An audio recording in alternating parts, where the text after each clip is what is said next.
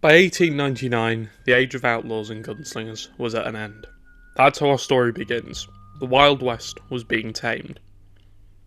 Red Dead Redemption 2 begins at the end of the once lawless Wild West life. So here we are, the beginning of our journey into the Old West. So mount your horse, put your hat on and load your revolver, and join me on a journey through the bustling streets of new civilizations, through the scorching desert of New Austin, and the vast plains of the Heartlands.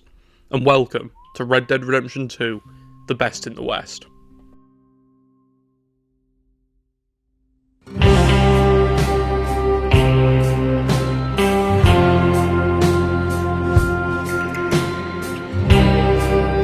Listen to me.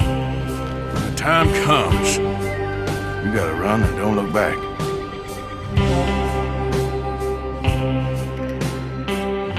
This is over.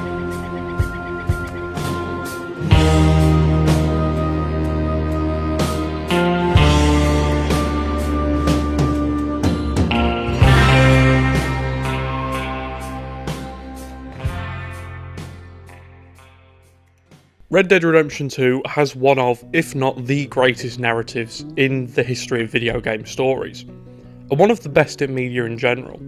It's a story built on its stellar cast of characters, but more broadly, it's a story about the final years of the Old West, and how the world around those who lived in gangs and lived freely closed in on those very same people, and forced them to conform to the new regime. We follow the Van der Linde gang, a gang led by Dutch Van der Linde, a man whose idealistic view of his own future garnered him a following he now calls family.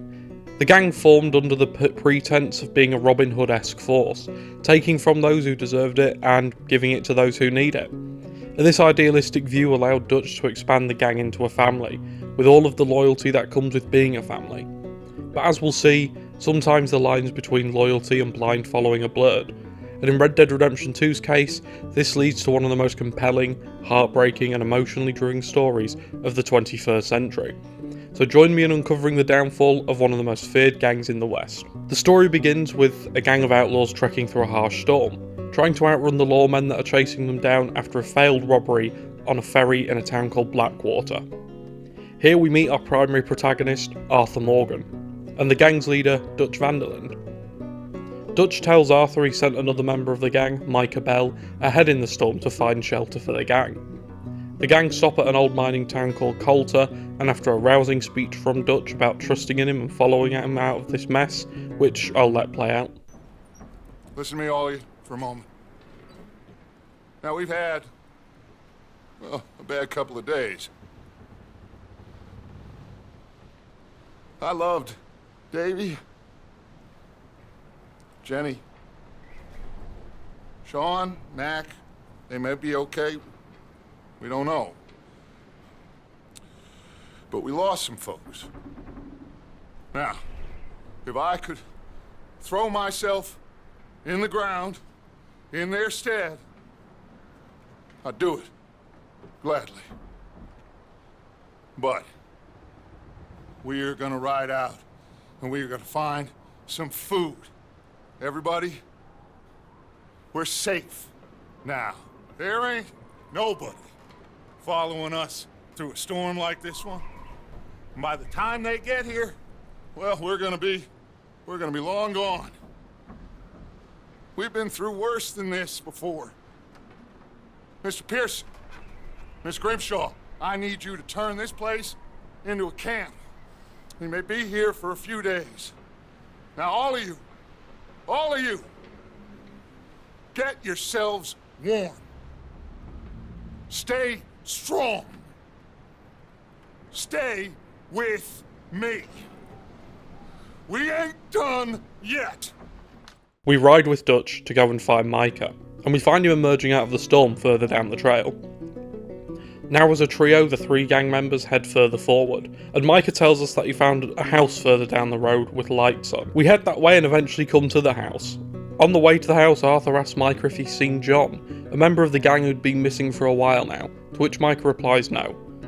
After reaching the house up ahead, and Dutch tells Micah and Arthur to hide, so he can talk to whoever might be inside, as, in his words, one lonely man is a lot less intimidating than three nasty-looking degenerates. The house, we discover, is occupied by members of the O'Driscoll gang, a rival gang of the Vandalins who've moved further up the country with them. A shootout incurs, and between the 3 Vandalin gang members, the O'Driscoll threat is removed. The group search the house for any useful supplies to take back to the gang, and Arthur goes to check the barn outside, in which he's ambushed by an O'Driscoll. And after a lengthy fist fight and some interrogation, we find out the O'Driscoll gang is in this neck of the woods to rob a train. Dutch overhears this and begins forming a mental plan to basically heist their heist. Arthur brings a horse out of the barn, and if you have any sense of loyalty, this is the horse you'll ride with for the next 60 hours. And he overhears some commotion in the house, and as we enter the house we find Micah attacking a woman he found within the basement of the house, who turns out to be the wife of the owner who was killed by the O'Driscolls when they took the house. This woman's name is Sadie Adler, and she joins the gang after being calmed down by Arthur and Dutch. Before moving out of the mountains, Arthur and another gang member, Javier Escuela, head out to find John Marston, the missing gang member I mentioned earlier. John went missing and hasn't been seen for a while now, so Arthur and Javier are sent to look for him in the rough mountains. The pair eventually hear John shouting for help and find him starving, alone, and half-eaten by wolves. After making the journey back to their horses, Javier and Arthur have to take down a pack of hungry wolves, looking to get their protein in by finishing off John and adding Arthur and Javier to their plate. But thanks to a couple of slugs from a sawn-off shotgun, their lunch plans are quickly changed. After getting John back to the gang camp at Coulter, John is scolded by his child's mum, Abigail Roberts, and stays in bed to recover. Meanwhile, Dutch takes Arthur, Micah, Bill Williamson, Javier Escuela, and Lenny Summers to where they think Colm O'Driscoll, the head of the self-named gang, will be, and they hope to take him down. After killing the occupants of the gang, leaving Colm to escape before the gang even enter the rival camp, the gang discover plans of the train robbery mentioned earlier, and Arthur finds the dynamite that was going to be used to stop the train. We found out the train is owned by a man called Leviticus Cornwall. He'll be a reoccurring name throughout this video, so remember it. On the way back to camp, Dutch spots someone in the distance, a man we discover to be called Kieran Duffy, who ran with the O'Driscolls. Arthur ties him up and brings him back to camp, and he essentially becomes a Vandalin gang hostage. After returning to camp, Charles Smith takes Arthur hunting, and this is where we get our first hunting tutorial of the game. Throughout this portion of the story, Arthur keeps asking various gang members of the goings-on in Blackwater. The gang staged a job on a ferry in a town called Blackwater, and it went south, and despite Arthur questioning Dutch about what happened, he got brushed off. No one seems to know what really happened, and considering Arthur and other senior gang members, like Hosea Matthews, were off doing something else, it's all a bit of a mystery at this point in the game. On the ride back from the hunting trip, Charles inquires about the O'Driscolls and their feud with the Vandalin gang, more specifically Dutch. We find out that Colm and Dutch used to be friends, before Dutch killed Colm's brother, and in retaliation, Colm killed the woman Dutch was in love with at the time, leading to a blood feud between the two that spans decades at this point. A few days later, Dutch decides it's time to rob the train, owned by Leviticus Cornwall, the O'Driscolls were going to rob. Dutch sells the idea of a life beyond the outlaw lifestyle, one that would see the gang move from America and head to an island paradise somewhere, sort of within line of Hawaii or Samoa or Tahiti. The gang ride out to begin the heist, but due to Bill messing up the dynamite, which was supposed to blow the tracks, the gang try and jump on top of the train and rob it that way. Arthur and Lenny manage to stay on top of the train, and they end up stopping it, leading to the rest of the gang assisting in taking down some of Cornwall's men and the local law enforcement. While robbing the train, the gang finds some bearer bonds which can be sold for a hefty price. We head back to camp, and so comes the end of chapter 1, as the gang move out of the mountains now the storm has cleared up, moving to a new camp called Horseshoe Overlook. I'd like to talk about the good old days and what's gone wrong with old Dutch.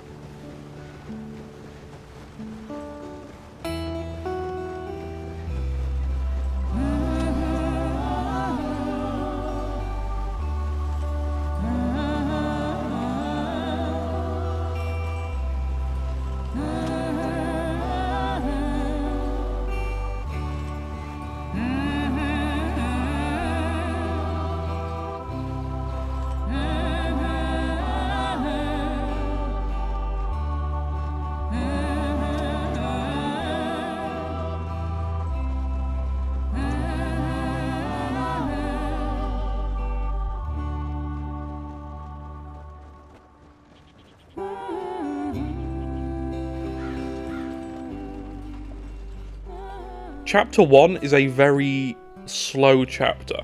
It's a complaint a lot of people who've never played past Chapter 1 bring up about the game. In a game that was marketed so heavily as being a rootin' tootin' cowboy shooting extravaganza, the opening of it is the antithesis of this. I say nearly because of the few gunfights that happen in this chapter. It teaches the player everything they need to know to play the game, the gunplay, the movement, the hunting mechanics, and it does this while giving the player plenty of exposition regarding the story and the stuff we don't see before we meet the gang. Overall, I think Chapter 1 is a good standpoint for this game. It's a great setup for the rest of the story and provides enough intrigue and mystery to make the player want to find out the answers to the questions it poses. What happened on the ferry in Blackwater? Why won't Dutch talk about it? How long will it take for the law to catch up to us? There's a lot of questions that Chapter 1 poses, but in terms of answers, we don't get many. But we get enough regarding characters to keep us intrigued.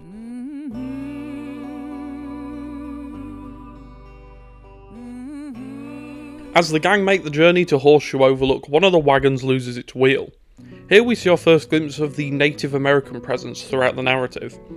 Hosea takes the time to explain how the Americans really screwed them over, taking their land, killing their tribes, killing their creed, and taking their game for their own... Hold on, I think there's a song about that. But yeah, so Hosea explains the hardships that the natives have faced since the large expansion of the new American civilization.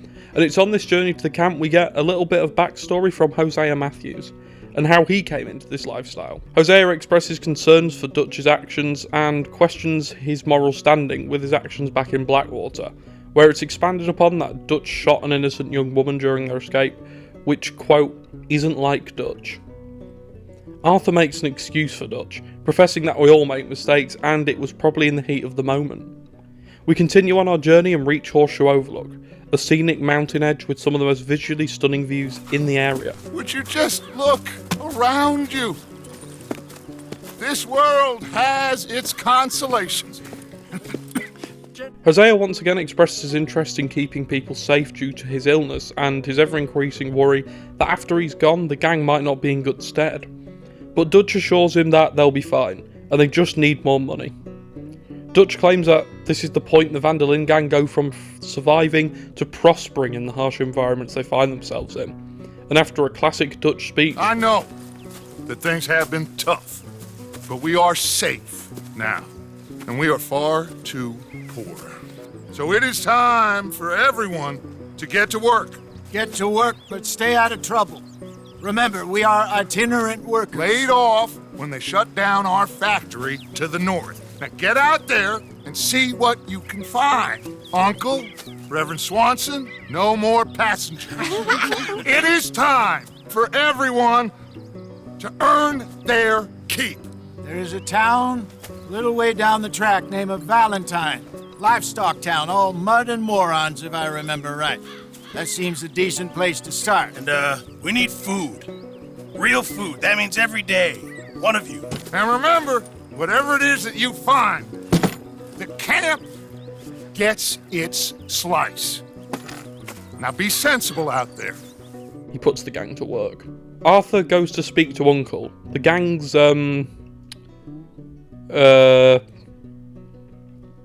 yeah. So Arthur goes to speak to Uncle and asks if he wants to go to a trip into the local town, Valentine. 3 other gang members, Karen, Tilly and Mary Beth, 3 of the youngest members, encourage Arthur to take them with him and Uncle to Valentine. And he agrees.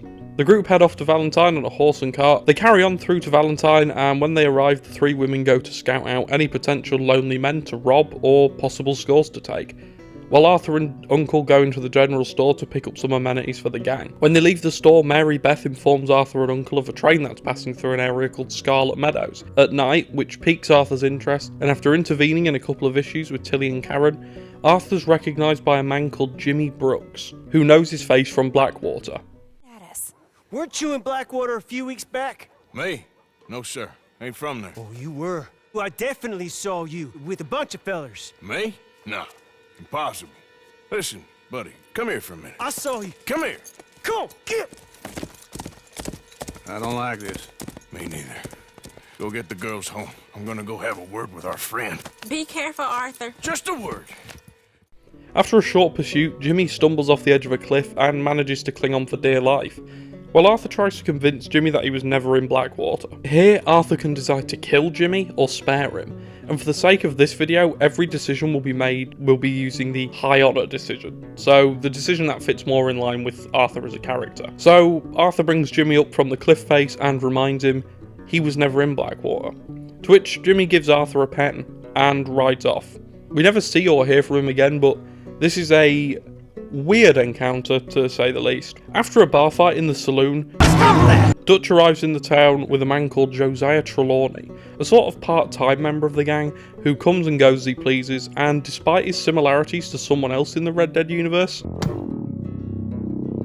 he seems to mean well, and Trelawney tells the gang that a group of bounty hunters has a gang member named Sean, and he's soon to be hanged for his crimes, and 3 of the gang go off and start scouting Blackwater from afar. This is where Sean is being held. Obviously, they're not allowed near the town without the near certainty of death, so in the meantime, Arthur and Hosea go hunting for a giant grizzly bear, and we get to spend more time with one of the more senior members of the gang. We find out some more about his past life before this all kicked off. Hosea was apparently once in a committed relationship with a woman called Betty, but she died sometime prior to 1899, leaving Hosea distraught. I was in this area with Bessie years ago. Really? Oh, I didn't know that. I imagine you still miss her. Every day. Did you two ever think about getting out of the life? We did briefly. You don't remember? Guess you were still young. Didn't last long. I drifted back into it.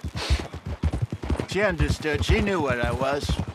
I remember you not being around for a while, but things were looser back then.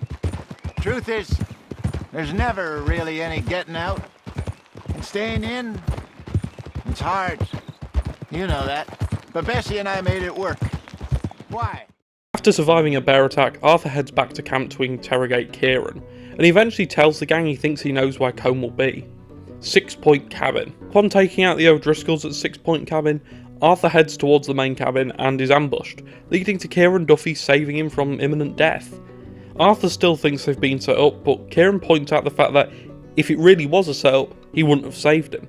He's then allowed to join the gang, as he says it would be more dangerous to just be roaming out there with the O'Driscolls about than it would be to stay with the Van der Linde gang. So Arthur accepts, and Kieran heads back to camp with some members of the gang. Back at camp, Arthur takes a distressed Lenny drinking, and after this, Arthur can begin some loan sharking. A rancher by the name of Thomas Downs owes the gang money due to Leopold Strauss, the gang's resident loan shark, bringing him in on his scheme. Arthur heads to the Downs ranch and interrogates Thomas for the money. The next major mission sees a few of the gang members go to rescue Sean Maguire from the law. He was arrested and taken to Blackwater, and given the fact the gang are essentially the biggest target in this small town, they can't go in and get him without dying, so they've got to wait till he's out of Blackwater. They rescue Sean, and this is our first time meeting him. Arthur then has to head to Strawberry to rescue Micah Bell from jail, much to his disgust. After rescuing Micah, the hot-headed outlaw begins a town-wide shootout, which sees Arthur and Micah slaughtering the entirety of the town over some guns Micah wanted back. But slowing down the speed a bit, Arthur takes Jack Marston fishing, John Marston's son, and here we meet the Pinkerton Detective Agency. This necklace I made. Necklace? For Mama. Sure. What a fine young man. And in such complex circumstances. Arthur, isn't it? Arthur Morgan? Who are you? Yes, Arthur Morgan. Van der Linde's most trusted associate. You've read the files. Typical case.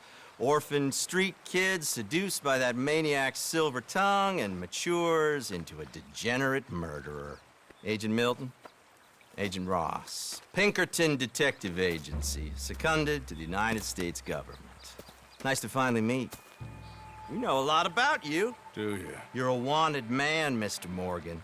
There's $5,000 for your head alone. $5,000? For me? Can I turn myself in? We want Van der Linde. Old Dutch. I haven't seen him for months. That's so. Because I heard guy fitting his description robbed a train belonging to Leviticus Cornwall up near Granite Pass. Oh, ain't that a little old-fashioned nowadays? Apparently not. Listen. This is my offer, Mr. Morgan. Bring in Vanderlyn, and you have my word you won't swing. Oh, I ain't gonna swing anyways, Agent, Milton. You see, I haven't done anything wrong, aside from not play the games to your rules. Spare me the philosophy lesson. I've already heard it from Mac Callender. Mac Callender? He was pretty shot up by the time I got to him. So really, it was more of a mercy killing. Slow, but merciful. You enjoy being a rich man's toy, dear? I enjoy society, flaws and all. You people venerate savagery, and you will die. Savagely, all of you. Oh, we're all gonna die, Agent. Some of us sooner than others. Good day, Mr. Morgan. Goodbye. Enjoy your fishing, kid, while you still can. Who are they? No one to worry about, no one at all. Come on, let's pick up your things and get home.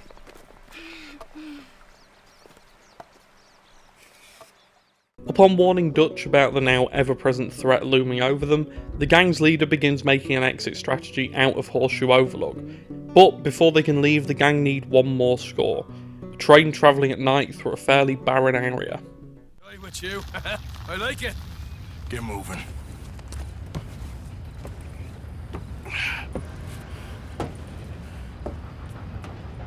Here she comes.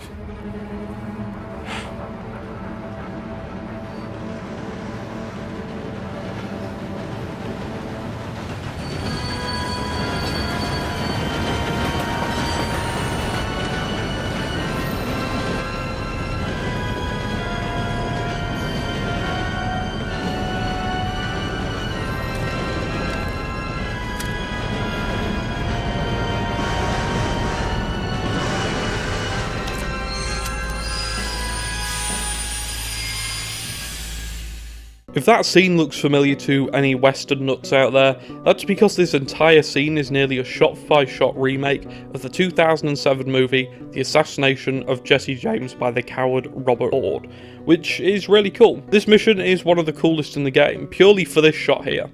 The gang get away with thousands of dollars worth of loot, and as Arthur gets back to camp, he gets a letter from his former fiancée Mary Linton.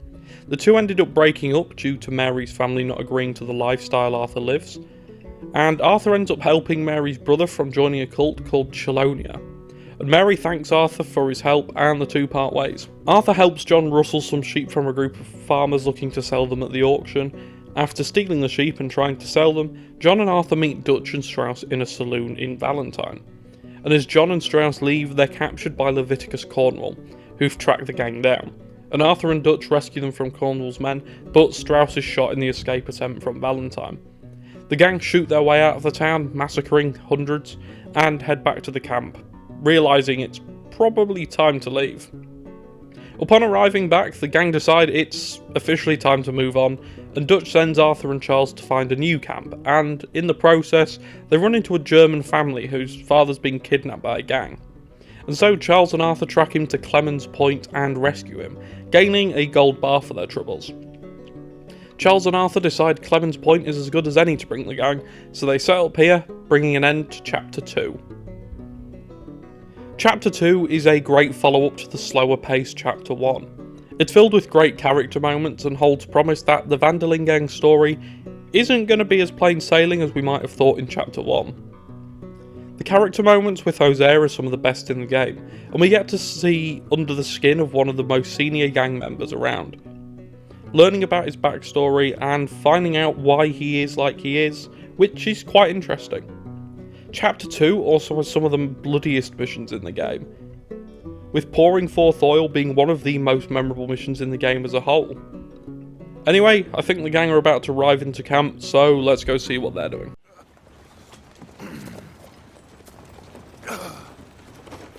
Miss Grimshaw, Mr. Pearson, put everyone to work. Make this place a home. Well, I don't know where the hell we are, but we are going to make the best of it.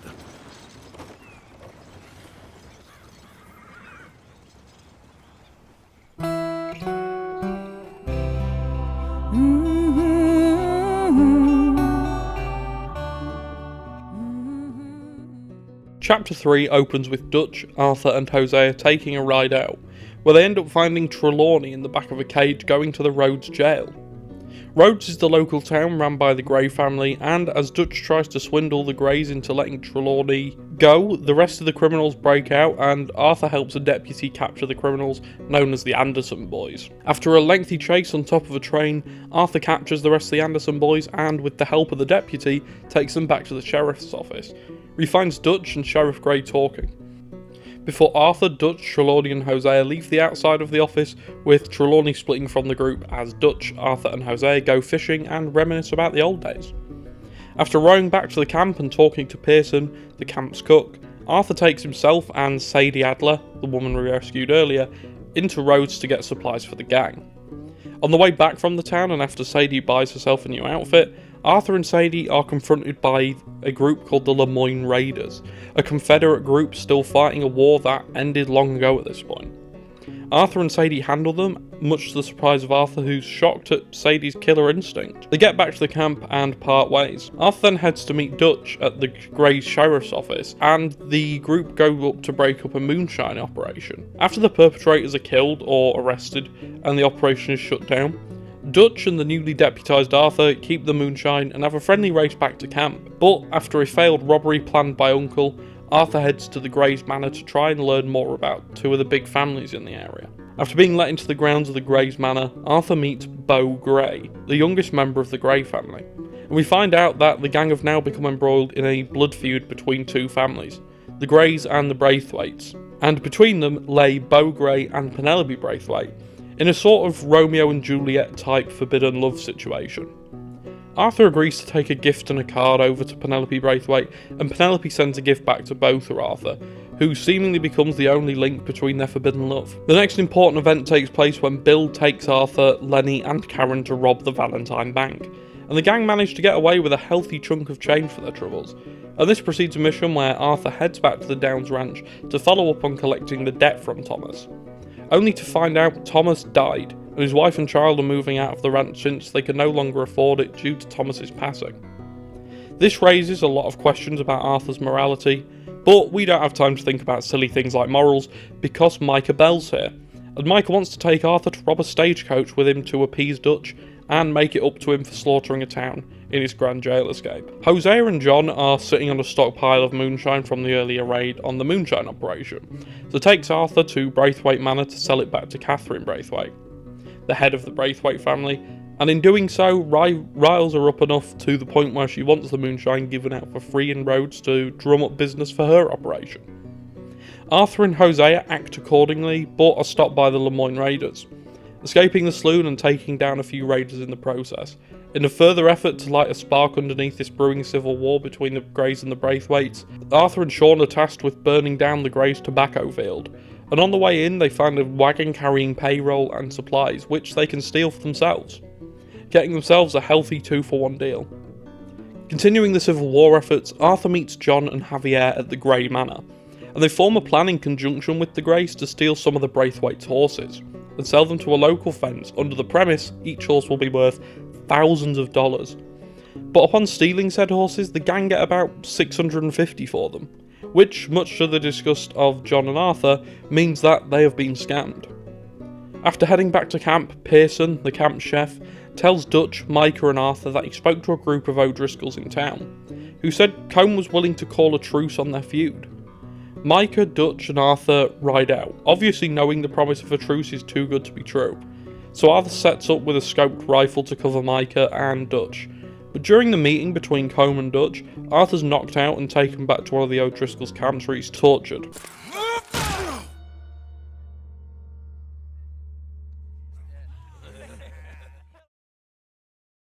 He manages to form an escape plan, patching up his wounds, barely, and making it out on horseback, just about making it back to camp alive. After recovering for a few weeks, Arthur gets back to full health and heads to meet Bill, Micah and Sean in Rhodes.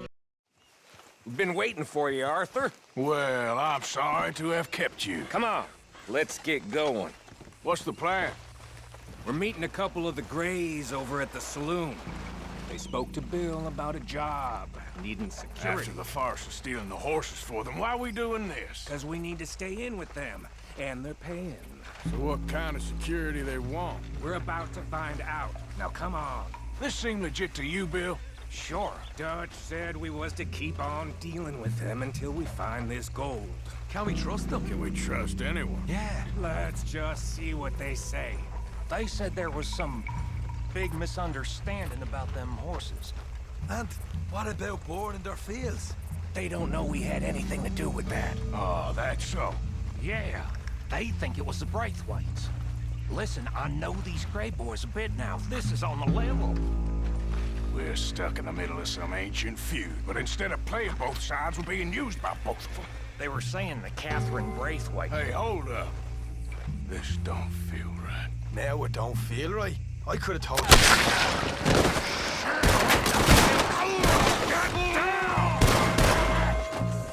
Losing Sean seems to really affect Arthur, but things are about to get a whole lot more personal for the Van der Linde gang.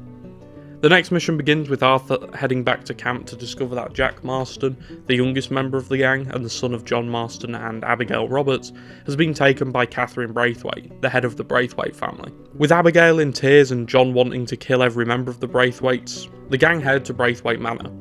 Dutch reassures Abigail that they will find Jack. Throughout the story of the game, it's questionable whether Dutch believes in any of his own words, but in this moment, you know he's serious at this point. Dutch still has a moral compass, and I wholeheartedly believe Dutch wouldn't have settled for anything less than getting Jack back to the gang and his family. The rest of the gang offer their guns. Bill Williamson, one of the more unlikable members of the gang, doesn't even hesitate to offer his help, which is a rare showing of every member of the gang being driven towards one goal, with no ulterior motive, no money involved, no revenge, and no double crossing. This scene sets the tone for the rest of the mission. It's personal, and for a rare occasion in the story, all the members of the gang are on the same page. Riding out to the manor to find Jack's one of the coolest moments in the game. Seeing the gang ride together for one of only a handful of times throughout the entire game is really something special. Dutch up ahead with Hosea and John just behind him, followed by Bill, Charles, Lenny and Javier with Arthur riding at the back, is a really cool visual, and we don't see the gang ride together often, so this entire scene definitely stands out among one of the best moments in the game. This is where we also find out from Hosea that the gold the gang had been trying to get out from underneath the Greys and Braithwaite's nose the whole time isn't real, and was probably all a myth just from the beginning. Something John doesn't react too well to. After reaching the front of the gate, Dutch gathers the gang together and they make their way into the grounds. Not by stealth or even brute force, they kind of just walk in, expecting and kind of hoping this all ends in a big shootout. This 10 to 15 second walk up to the front door of the manor with the gang is enough to make any fan of the gang or the game giddy with excitement, and certainly raises the hairs on your arms just from how badass the whole thing looks. Dutch makes the first move, shouting for the Braithwaites by saying, Get down here now, you inbred trash! Hosea tells John to take it easy before, well, this happens. If you ain't gonna be civilized about this... Throughout this whole section of the mission, this operatic and almost haunting score plays, something I'll get into in a bit. We search the house and don't find Jack, and after defending the house from a few groups of Braithwaites, we break into the room Catherine Braithwaite is holed up in and dispatch of her two sons. Dutch finds Catherine and we see him at his sick and twisted best, unloading another bullet into one of her sons as she screams with anger. Pulling her down the stairs, Dutch asks Arthur, Let's get this hag outside! Any more of her sons to deal with? No, reckon they're all dead. I absolutely love this bit. It's such a small back and forth between the two, but it adds so much to the whole situation. Arthur's kind of rubbing salt in the wound of Catherine, reaffirming that all of her precious sons are dead, and in a way it's her fault. The gang set the manor on fire and interrogate Catherine outside, with her using the gang's earlier crimes against them as reasons why Jack had been kidnapped. But as Hosea rightly proclaims, Boys are off limits. We find out Catherine and her sons give Jack to a man called Angelo Bronte, where he'd either be dead or on a boat to Italy at this point. This riles the gang up even further, so the gang decide to leave Catherine with her burning home. I told you she was crazy.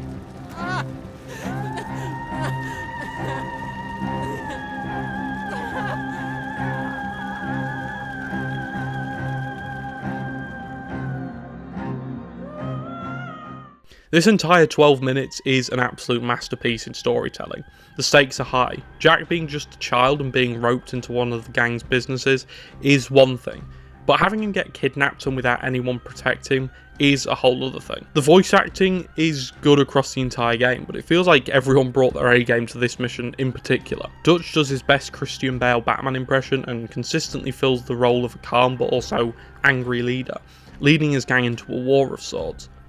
Hosea stays calm, but as the mission flows you can tell he's losing his cool more and more, clearly worried for the safety of Jack, and this adds another layer of uncertainty to the mission, because Hosea is usually the calmest member of the gang throughout the game, so when we see him begin to crack it really ramps the tension up. The screams and wails of pain from Catherine Braithwaite are so genuinely believable, it makes you wonder if they actually shot her actor's sons in front of her.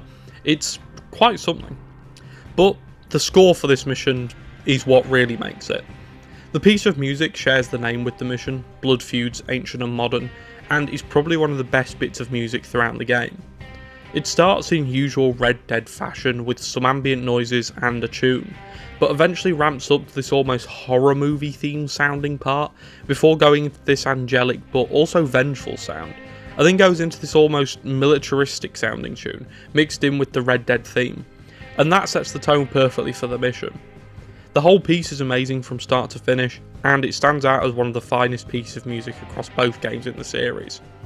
I don't know what Woody Jackson was drinking when he composes, but my god, it must have been strong, because this is so genuinely amazing, it actually makes you want to be a cowboy for 7 minutes. Graphically, this mission is gorgeous. The cutscenes that take place outside the manor are all lit by either the manor itself when it's on fire, or the lighting from inside the house at the start, and it comes together to create some of the most beautiful and haunting visuals in the whole game. The fire contrasting against the darkness of the night outside, creating this nearly comic book look that's believable enough to be taken seriously, but dramatic enough to strike a chord in players. Overall, Blood Feuds Ancient and Modern is one of the best missions in the game, and in the series in general. The stakes, the score, the action, the drama, and the emotion all combined to create a perfect blend. Nothing overpowers anything else, and all the features I just mentioned are used to complement each other, to the point where it's hard to find a flaw with this mission. It's my personal favourite in the game, hence why I've waffled on for so long about it, and it sets the tone perfectly for the upcoming chapters. If you couldn't tell, I really like this mission. It's the perfect end to a perfect chapter, and it's a great bridge into chapter 4. After heading back to camp, the gang discuss their next move before the Pinkertons arrive and threaten to take Dutch. And I am right now, brother. You're doing the right thing. If I don't get that boy back safe, she'll kill us all. I know, but looking at this logically, well, that boy is fine. They took him to scare us. Nobody takes a boy to harm him. He's right, John. What do you think, Arthur? The boy will be fine. But, well, of course Marston's scared rotten. I mean, we killed all those people. We stirred up all that trouble. For nothing. No, not for nothing. For living. Now, we get that boy back, and we go. Trust me. Hey, Dutch, we got a problem. Not a problem. Visitors. A solution. Good day, fine people. Mr. Vanderlind, Mr. Matthews, I presume. And who are you? Rip Van Winkle. Huh. Good day, sir. Agent Milton, Pinkerton Detective Agency. Agent Ross. Ah, Mr. Morgan, nice to see you again. And to what do we owe the pleasure, Agent Moron? I don't know if you're aware, but this is a civilized land now. We didn't kill all them savages only to allow the likes of you to act like human dignity, and basic decency was outmoded or not yet invented. This thing, it's done. This place ain't no such thing as civilized. It's man so in love with greed He has forgotten himself and found only appetites. And as a consequence, that lets you take what you please, kill whom you please, and hang the rest of us? Who made you the messiah to these lost souls you've led so horribly astray? I'm nothing but a seeker, Mr. Milton. You ain't much of anything more than a killer, Mr. Van der Linde. But I came to make a deal. It's time. You come with me, and I give the rest of you 3 days to run off, disappear, and go and live like human beings someplace else. You came for me? Risk life and limb in this den of lowlifes and murderers so that they might live and love? Ain't that fine? I don't want to kill all these folk, Dutch. Just you. In that case, it'd be my honor to join you. Excuse me, friends. I have an appointment to keep with... I think your new friend should leave now, Dutch. You're making a big mistake. All of you. Yeah, dreadful. We have got something. Something to live and die for. How awful for us. Mr. Milton, stop following us. We'll be gone soon. I'm afraid I can't. And when I return, I'll be with 50 men. All of you will die. Run away from this place, you fools! Run! Come on. Get your damn hands off of me, boy. Dutch knows it's time to move out, so Arthur and John head to an old mansion called Shady Belle, where Lenny and Arthur had previously cleared out the Lemoyne Raiders occupying it, stealing a wagon of rifles in the process. They head back and find some light resistance, but not enough to cause the two any trouble, and Arthur and John clear out the rest of the dead bodies, and John ushers the gang into their new camp, Shady Belle. Upon arriving to their new home, Dutch takes Arthur to go and see what they can find in Saint Denis, the biggest settlement in the game and the only city. Hey, there she is. A real city. The future.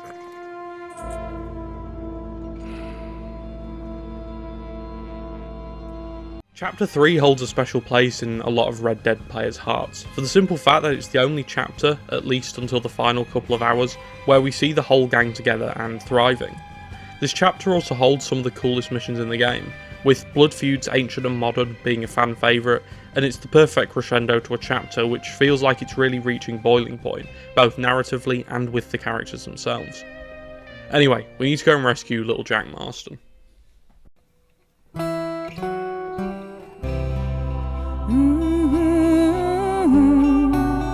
Upon arrival to the big city, Arthur and Dutch both realise how much they collectively hate modern civilization, and split up to gather more information on this Angelo Bronte character.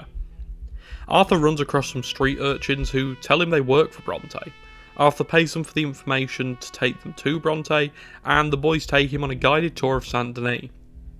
Before robbing his satchel, Arthur gives chase for a while and eventually gets cornered by a group of the boys, who tell Arthur they do work for Bronte. After Arthur's given back his satchel, he's told where Bronte lives and goes to meet Dutch. Dutch and John are already outside the mansion by this point, and Arthur meets them there. And after being let in, after a little persuasion, the trio finally meet Angelo Bronte. Bronte tells the gang exactly what he thinks of him, telling them he's nearly insulted by their looks, and the fact they just walked into his house without any sort of warning. Dutch begins to try and charm over Bronte, and although Bronte initially gives off he doesn't care for Dutch's attempts to charm him, he eventually breaks and tells the trio he'll give the gang Jack back if Arthur and John go and deal with some local grave robbers in the Saint Denis graveyard. After going to the yard and dealing with the grave robbers, Arthur and John head back to Bronte's mansion and are handed Jack back without any resistance, much to their surprise. As they're heading back to their new camp back at Shady Belle, and as the gang celebrate the return of their youngest member, Dutch tells Arthur and John that they've had an invite to one of Bronte's parties, and the group begins scheming on who they can rob and potentially set up any new leads. And when they arrive back at camp, Abigail and the rest of the gang are relieved to know Jack is safe, but what's most confusing is the fact Jack was taken care of really well and almost pampered by Bronte while he was quote-unquote kidnapped. It's a weird circumstance, but Jack seems almost content with the fact he was kidnapped and taken from his family, but alas, the gang celebrate with songs and food until the early hours of the morning. Arthur, Dutch, Bill and Hosea all get pampered and dressed up to go to Bronte's party to scope out new leads and get a lay of the land they now find themselves in. After ingratiating themselves with Bronte, the mayor, the famous writer Evelyn Miller, and after a brief encounter with an Indian high chief, Arthur sneaks into the mayor's office and steals a ledger, which features the names of people, including Leviticus Cornwall, who clearly has a lot of irons in a lot of fires. After the party and some sleep, Arthur and Trelawney meet to see about robbing the ferry boat Trelawney told the gang about earlier. The plan is to have Arthur pretend to be a wealthy business mogul, cheat his way up the tables in the casino, and steal whatever he can from the owner's office. In classic Van der Linde fashion though, this doesn't go entirely to plan, and the gang end up shooting their way out of the boat and swimming to the shore. In a slightly less wet mission, Sadie Adler informs Arthur that Kieran Duffy has been missing for a while now, but these worries are quickly put to rest as a horse carrying Kieran's decapitated body comes riding into camp, followed by an army of O'Driscoll boys, looking to end the Van der Linde gang once and for all. After fighting off the O'Driscoll invasion, the gang clean up the camp and start considering their next move. Here's where we get our first look at how far Dutch will fall mentally, as he begins berating Arthur for not seeing how vast the gang's problems are, going against his own surrogate son in pursuit of the ideal lifestyle for his so-called family. Arthur then meets Evelyn Miller, the writer he met at the party again, who's waiting with a man called Rains Falls for a meeting with the city senator in hopes of brokering a deal for the Native Americans. And Miller introduces Arthur to Rains Falls, the chief of the Indian Wapiti reservation. And the two explain to Arthur that the US government are taking their land and diminishing it in the search of oil, and if Arthur were to steal incriminating documents regarding Cornwall, the head of the company trying to diminish their land reserve, this problem could be quickly solved. Heading back to camp, Dutch tells Arthur about a trolley station that Bronte told them could be robbed. Dutch, Arthur and Lenny head to the trolley station and quickly find out it's a setup, with the station being nearly empty and the law arriving before the gang can get away with anything. After escaping the initial scurry and then shooting their way out of Saint Denis, the trio escape with their lives, with a grand total of $15. Oh, and a quarter. Don't forget the quarter. Arthur heads to meet Eagleflies, Rainsfall's son, to steal those documents I talked about earlier. He's stealing them from Cornwall's oil refinery, and by using a Cornwall wagon to sneak into the refinery, Arthur is able to get the documents. But I'm sure you'll guess what's going to happen given that this gang can't seem to get away with much. Arthur is discovered and has to shoot his way out of the refinery, and gives the documents to Eagleflies. Arthur and Dutch then help a local swamp dweller search for crayfish traps to sell, and it's here that Dutch calls in a favour from the man. That favour being to use his boat to take the gang to the back of Bronte's manor so they can take the mob boss and put an end to him. The gang do just that. After being set up at the trolley station, they use their newfound connections to infiltrate Bronte's manor before kidnapping him and taking him to the swamps. Expecting a clean bullet through the head after a speech from Dutch, the gang get more than they bargained for. Yep. Oh, hey, big man. We gonna ransom you or what? You're pathetic. Well, I am. Because from where I'm sitting, you're the one deserving of pity, my friend. All your men, all your money, it weren't no match for a bunch of bumpkins. You are nothing. You do nothing. You mean nothing. You stand for nothing. Me, I run a city. And when the law catch up to you, you will die like nothing. I am this country. You are what people are running from. I possess things that you will never understand. You don't even possess your own men. $1,000 to the man who kills him and sets me free. What are you gonna say now? They are even bigger fools than you. No doubt. The law will find you. Already, the dogs are on the way. Oh, yeah. Oh, you're right. You are so right. They are good at smelling filth, huh? So filth has got to be disposed of. Our friends the Pinkertons are gonna come and rescue you, you repulsive little maggot.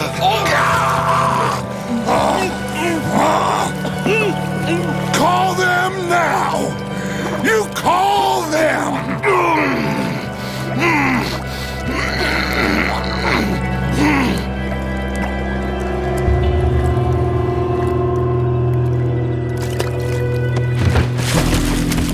Jesus. What part of your philosophy books cover feeding a fella? Good goddamn alligator, Dutch. The part that covers weakness. That part. I don't know. Well, I do. It ain't nice. I know it. But it is us or him. I figure it might as well be him.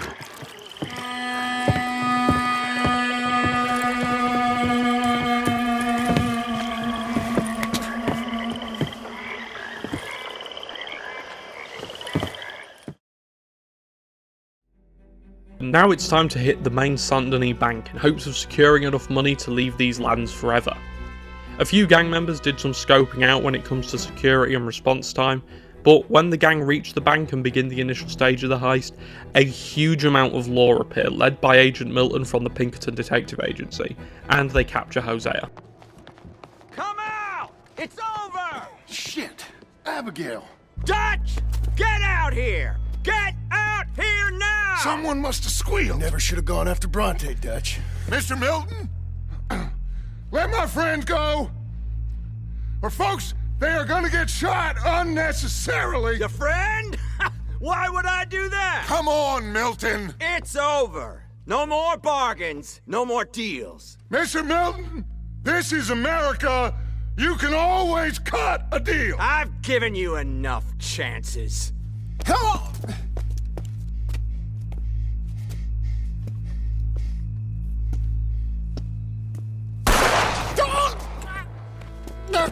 No! God damn it! The gang fight their way out of the bank, blowing a hole in the wall to escape out of the back, before heading to the roofs of Saint Denis. It's on the roof that young Lenny is shot right in front of Arthur and killed.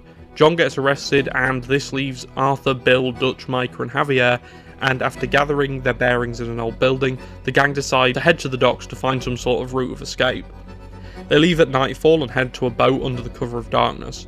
The boat sets off and all seems well for the gang, or at least as well as it can go, with two of their family members already dead and one of them arrested. The Van der Linde gang end up being tossed overboard of the boat. Everybody, wake up! Wake up! Come on, Arthur! Wake up! Wake up!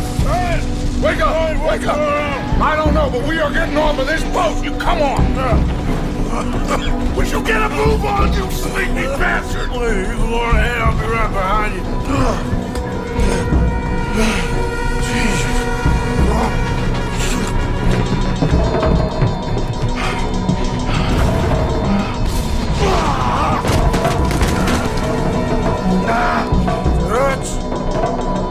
Dance! I'm okay. You? Yeah. This ain't moving. Yeah, you go on ahead. Try and find another way. Oh, God damn it!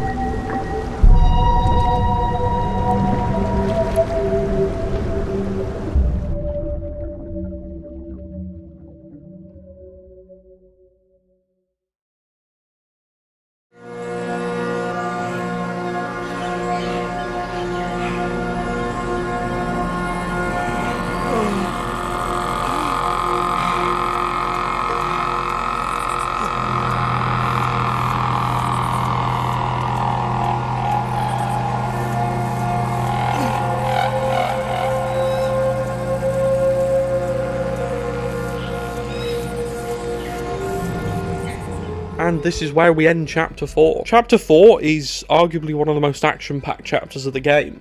It feels like every single mission of Chapter 4 has some set piece or epic action sequence leading to it, really picking up the tone of the game. Chapter 4 is also one of the hardest hitting chapters emotionally, with the losses of Hosea, Lenny and Kieran all happening within such a short time frame. The player and the gang don't really have any time to process these losses. Chapter 4 is probably my personal favourite chapter, as it has everything the game has to offer, with emotional stakes, fun missions, heartbreaking losses, and a great bridge into the next chapter. It's definitely in contention to one of the best chapters of the game, and is as iconic as it is fun to play.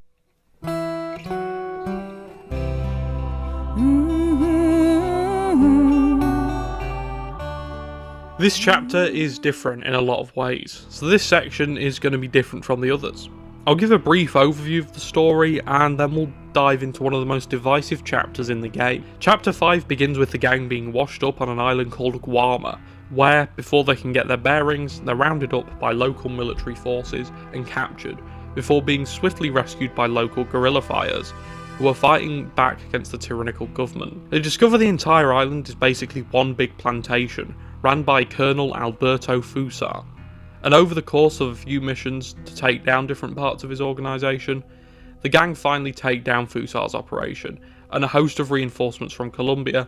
Because of their heroics, the gang secure safe passage back to America. There's not really much here in terms of story. This is why I think it's so divisive. It's seen by the sort of Red Dead Redemption player base as a filler chapter. But there's one scene in particular I think we should discuss here. When Arthur and Dutch are trying to find a way into Fusar's compound to rescue one of the gang members, they hire an old lady to take them through the cave system below to get in. I'll play the scene here for you to watch in its entirety. Then you pay more. Okay, More. just a second. Pay more. Pay now. What are you doing? Jesus. Easy, Dutch. What was that? Horrible old crone. But you killed her. She was gonna betray us, Arthur. Couldn't you tell? No. Well, I got some Spanish. She was. You keep killing folk, Dutch. I am just trying to make sure that some of us survive, Arthur. Now, shall we proceed? I guess. Listen, son, you think I want any of this? I don't know.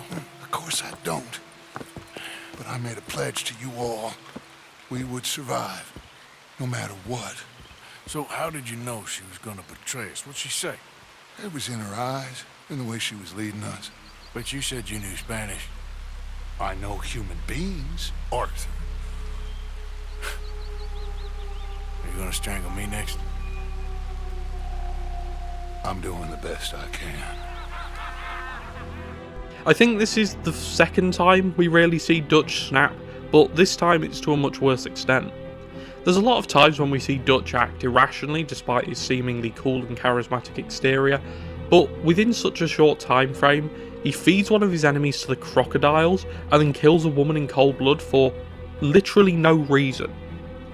It's also mentioned he shot a woman in cold blood during the Blackwater ferry job, which brings his sanity throughout the whole game into question.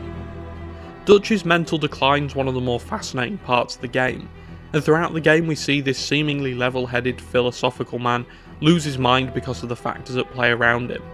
Seeing his surrogate father/brother figure die, the gang suffer loss after loss, the waning trust of his family combined with another external factor we'll discuss later, all pile onto Dutch, and you can see why he begins to lose his mind. Dutch is one of the best characters not only in Red Dead Redemption 2, but Red Dead Redemption 1, because he becomes a direct contradiction of himself. From the very start of our time with him, wading through the storm to find shelter for the gang, to his final moments, killing himself to escape John and die on his own terms, Dutch hates the law and all it stands for, but gets to the point where he can't deal with people going against his direct word, becoming a lawmaker in himself. He nearly loses his cool when Arthur questions his word, and the only people who stay with him towards the end are that far into his schemes and silver-tongued lies, they're almost brainwashed by him. But we've got to see what Arthur's up to now that he's back on home soil, and we'll talk about Dutch a bit more later.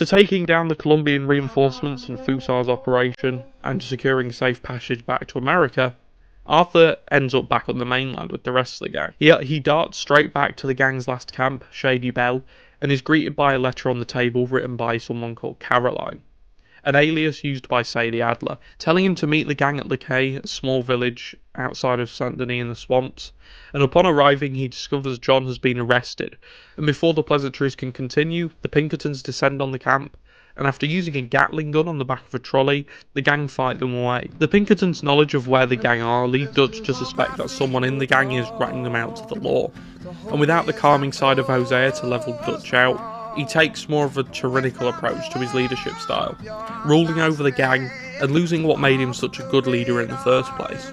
Arthur and Charles are sent to clear out an area called Beaver Hollow, a cave currently inhabited by the Murphy Brood, a ruthless, murderous gang that take pleasure in kidnapping and maiming anyone who comes through their territory. After clearing out the rival gang from their cave, the Vanderlyn gang move into the cave.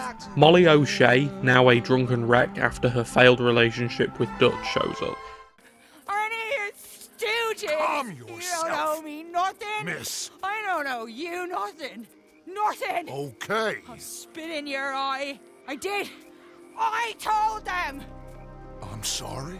Yeah, I told them and I tell them again. Now I've got God's ear. You told who what? Mr. Milton and Mr. Ross about the bank robbery, and I wanted them to kill you. You did what? I loved you, you goddamn bastard! Go on, shoot me! She ain't worth it. You told on me. Oh, you're You not so betrayed big now, me. are you? What? Calm down. Arthur? She's a fool. Get her out of here. You know the rules. You're not so big now. Are we, Your Majesty? You... Damn. Molly O'Shea and Dutch have had a relationship going on in the background of the game, where Dutch doesn't seem to want to give much time to her, but Molly O'Shea seems to need that attention. So this kind of makes sense as to why she'd go against him, sort of in anger. Bringing a shocking and abrasive end to a very different chapter. Chapter 5 is definitely the most different and standout of the chapters. It takes the gang out of their main environment and the environment we've become most accustomed to them living in, and places them in some of the most trying circumstances we'll find them in the game. What's weird about this chapter is how it contrasts with chapter 4, which was very emotionally driven and full of life, whereas chapter 5 feels very empty in comparison when it comes to this area. Do I think chapter 5 is the worst in the game like most people? Well, no.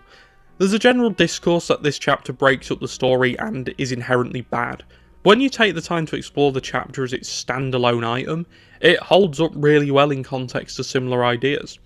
It gives off a very Far Cry-esque vibe with all of the nature and the feeling that you're overthrowing this giant tyrannical government. It's definitely a shift from the core feeling of Red Dead 2, but it's a change, and sometimes a change is as good as a rest.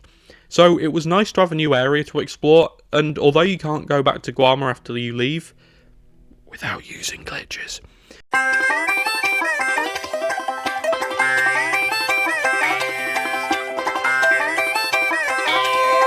it leaves a lasting impact on the player, and it makes sense within the confines of Red Dead 2's realism. As although it's pretty out there that all of the gang would get swept overboard of a boat and then all end up on the same island, the idea of having these rough outlaws be transported to an entirely separate area, which doesn't really have any relation to the land they usually inhabit, while forcing them to use their skills for good, like actual real good, it's definitely a good idea. When we get off the island, I think this chapter sort of becomes chapter 6, especially in my own head, but chapter 5 ends for me when they make it back to the mainland, and I don't know why, because it clearly doesn't, but even when writing this script, I cut off the bit about chapter 5 as soon as Arthur gets off the island, which just isn't true, and I think it would have done this chapter a lot of favours to have it end after leaving Guarma. But the choice to carry it on past the point of returning to the mainland, and then going further with Arthur and Charles finding the new camp, is a weird choice. I understand why they did it, but it's definitely one that doesn't quite fit in line with the game, as each chapter seems to have a pretty definitive endpoint, and chapter 5 carries on where I think that endpoint should have been. Overall, I like chapter 5. It's a fun departure from the Red Dead formula, and pays homage in a way to when John goes to Mexico in the original Red Dead, taking the main character and placing them in an unfamiliar and worse environment. I love the setting, the new animals that you can discover, and the foliage. Combined with the setting as a whole, it really brings out Red Dead 2's beauty as a game. And I think overall this was a wise but risky direction to take the game in. Anyway, let's go and see what Arthur's doing back on the mainland now he's back with his family at his new camp.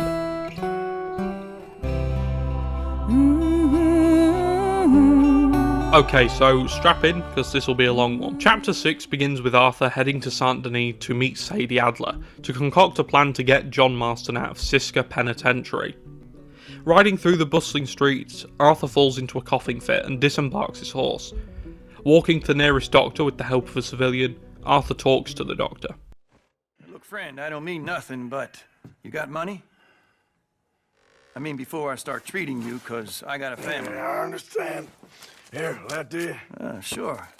Thank you. Now, what's wrong? I mean, what appear to be the symptoms? Well, I think you've heard them. I'm coughing. Is there any blood? Sometimes. Okay, now here. Breathe. Again. Yeah. Let me see your tongue. Now say ah. Ah.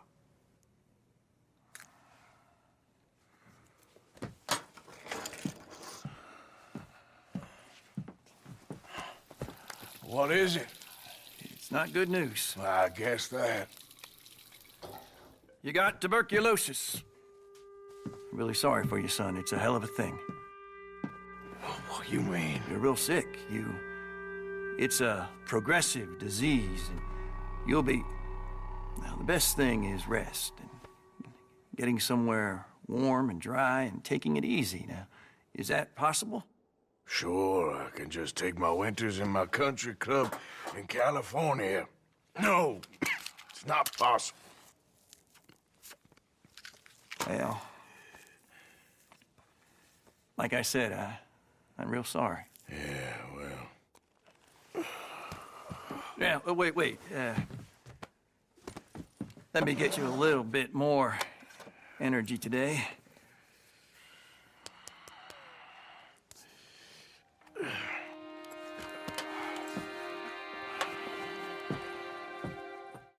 This is one of the most heartbreaking scenes in the game. We've been able to tell Arthur isn't at 100% since Guarma. He's looked very ill and every now and then a cough would sneak out.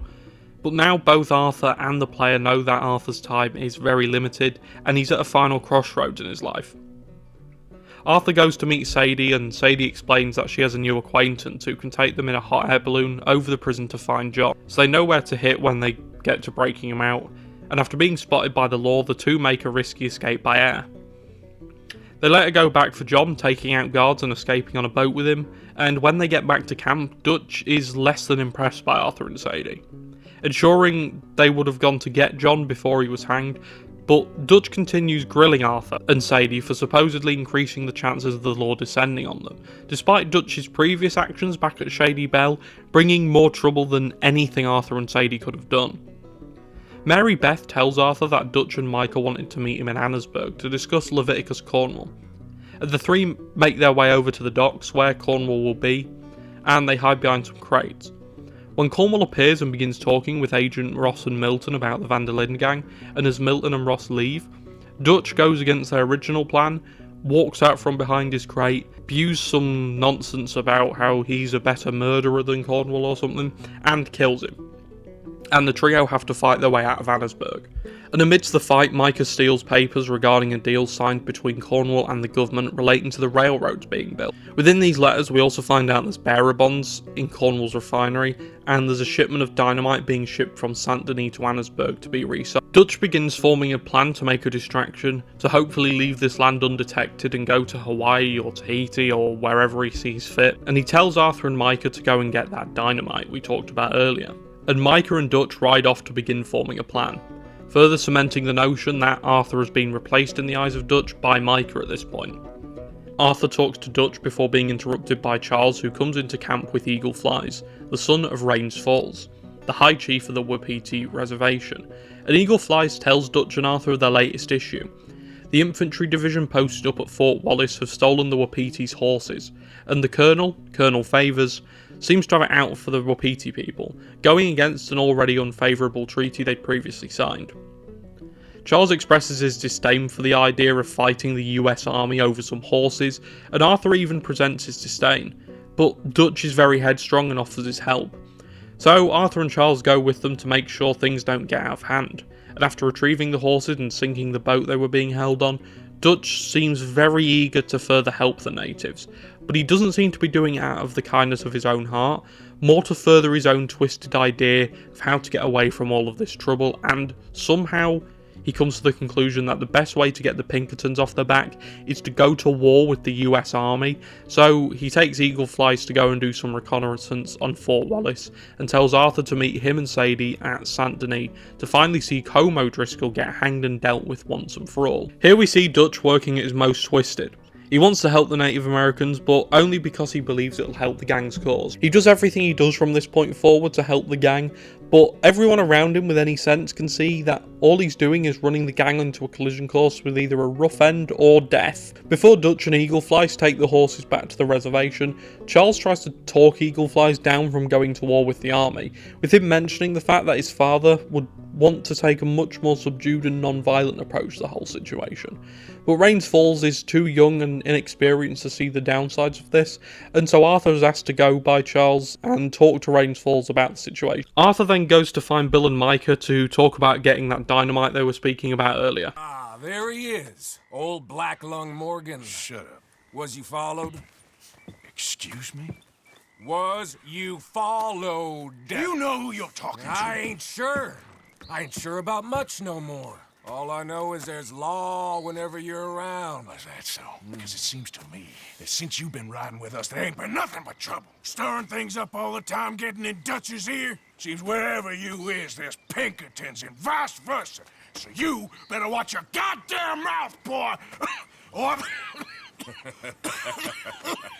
Take it easy, cowboy. You're gonna do yourself a mischief where you're heading. Micah, shut it! He started it! Dutch says we is to go on with plans to create a diversion. We gotta get some explosives to blow up the bridge. Keep the army out of here a few days. I think it's a real bad idea. I don't think Dutch cares too much. What you think? That's clear. We gotta confuse him one last time. Then he and I will head to Blackwater, collect the money, and help everyone leave. He's got a boat lined up. Blackwater's a fool's errand. Everyone knows it. Even a greedy moron like you. It's Dutch's choice, Arthur. You're just a senior gun, same as the rest of us. Only you ain't well. I'm fine. Then you'll do Dutch's bidding, which is robbing a stage that's coming from Annisburg full of explosives. Rob a stage.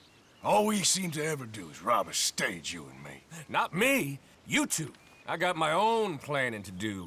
You boys got this. Shit. Guess we have. Come on, Arthur. And Cowpoke, take it easy. You could do with a vacation, hmm? The mission itself's nothing too out of the ordinary. Bill and Arthur get the dynamite and meet John and Micah when it's done. But what I wanted to talk about was the cutscene you just saw. This is the first time we really see Arthur and Micah butt heads, like in a way which sees Arthur snap, and although he's cut off by his own cough, the message still stands. Arthur's insulted that Micah thinks Arthur is the issue, and Arthur claps back in a fairly reasonable manner. Micah puts Arthur's loyalty into question, something Arthur holds very dear to him, and something he takes very seriously. This scene is very telling of the way the gang are heading. The first time we really see two gang members fight, and it's two members who are clearly heading in different directions morally. Arthur is on the journey to redemption and being better, but Micah seems to be only getting worse, killing without remorse, whispering into Dutch's ear, and questioning Arthur's loyalty to a man he's been loyal to his entire life. Arthur heads to meet John at Bacchus Bridge to plant the dynamite and blow the bridge, and again, the mission isn't what we're going to talk about here. It's the aftermath and the conversation before the act. I had a lot of time to think in that jail, and I feel like I just don't know Dutch no more. You ain't the only one. And this plan to get us out, it just feels... I don't know. Like he's stringing us along, I know.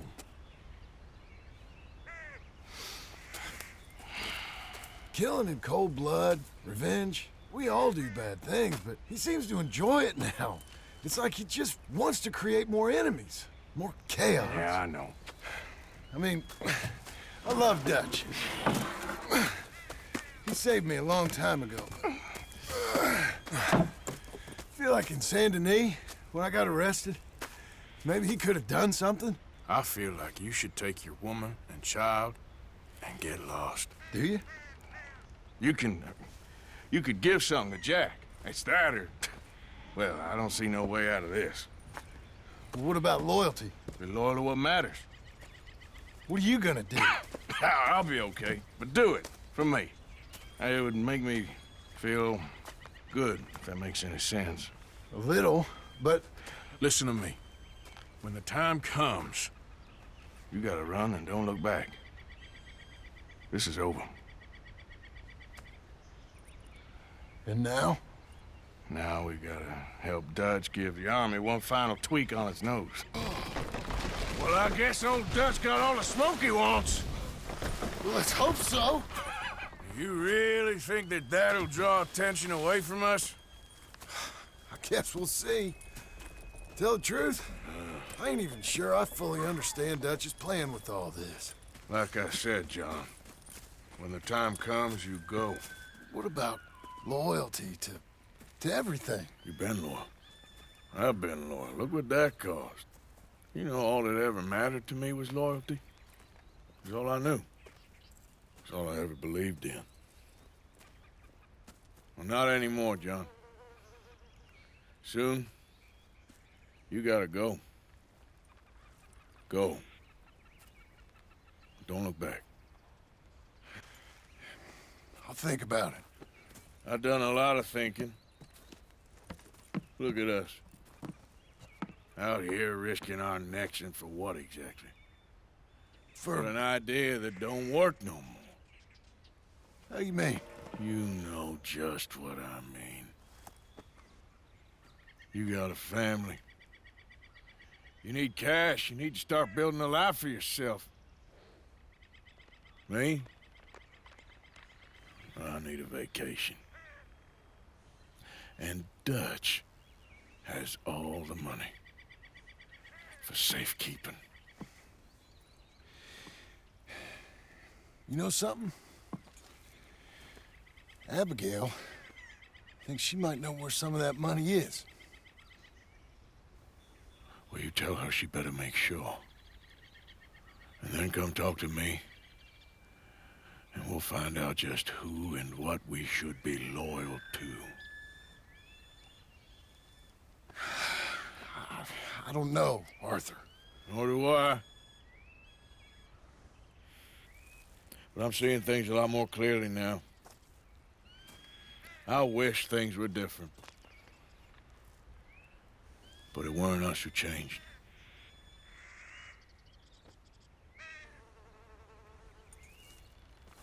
Yeah!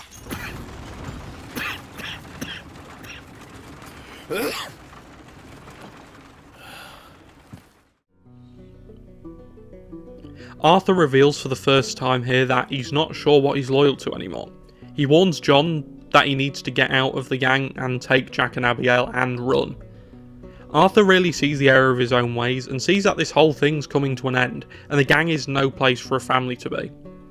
Arthur doesn't have anything to lose anymore, but John has it all to lose. John has a family and a future to lose, along with his surrogate family within the gang.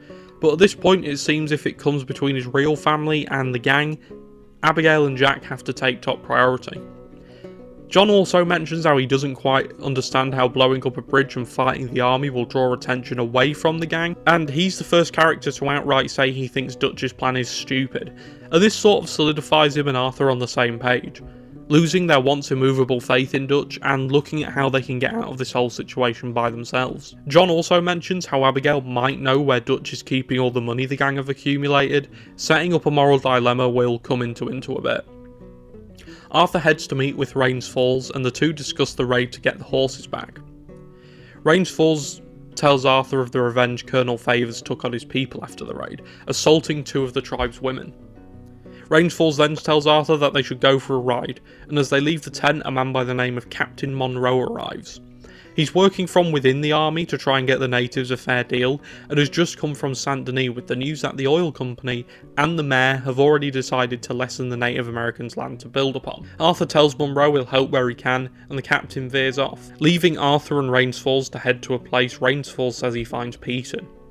On the journey to this place, Arthur begins talking about his own past, about how he once had a partner and child, and one day when he returned back home to see them, there were two crosses outside the front of the house, and he knew they'd both been killed. You know, I had a son once, years ago. Don't talk about him much. Oh, what was his name? Isaac. His mother, Eliza, was a waitress I met. When she got pregnant, so back to what I was talking about. When she got pregnant, she knew who I was, what my life was. I didn't want to promise nothing I couldn't keep, but I said I'd do right by them. Every few months, I'd stop by there for a few days. He was such a good kid. She was too, I guess. Just a kid, 19. What happened? I got there one day and saw 2 crosses outside. I knew right away. Turned out some bastards had come through. Robbed them. Shot them dead. And offered $10.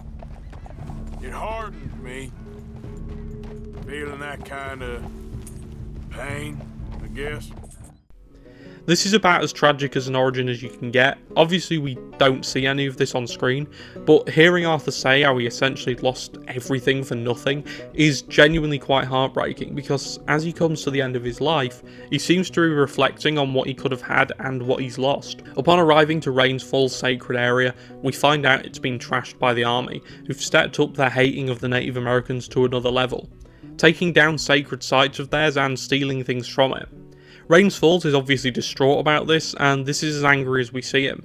He wants to find something called the Chanupa, which is a ceremonial pipe, and Arthur and Rains Falls find out some of Colonel Favor's men took the Chanupa, and after getting it back through some stealth from Arthur, he goes back to the Wapiti reservation to help Captain Monroe steal some vaccines that the army are withholding from the Wapiti tribe, causing illness throughout the area. Arthur gets the vaccines back, adding fuel to the fire of the war between the Wapiti and the army. Arthur heads back to camp and talks to Josiah Trelawney, who's packing up to leave the camp after sensing something's not quite right. Arthur lets him leave the gang with no repercussions as Charles and Rains Falls arrive to see if Arthur will accompany them to a meeting between himself and Colonel Favors, because with a non-tribe member there, Rains Falls thinks this will lessen the chances of Favors lying to him about a new deal. During the meeting, Arthur has to leave due to a coughing fit caused by tuberculosis, and is given rest within a nearby tent, where he overhears a conversation between 2 soldiers talking about how Favors is going to court-martial Captain Monroe for helping the Indians under the pretense of treason. Arthur heads back out of the tent, and as they're about to leave the negotiation, Favors begins to try and arrest Monroe, before himself, Arthur, Charles and Rains Falls escape the camp and take Monroe to a train station to get out of Dodge and start a new life. As Arthur turns around, he meets Sister Calderon, a nun who he helped a few times back in Saint Denis, and the two have one of the best conversations in the entire game. I'll let it play out for you and let you make your own judgment on it, taking the story and where Arthur's at in his life into account. I'm on my way down to Mexico. They're finally sending me on a mission. Brother Dorkins is very jealous.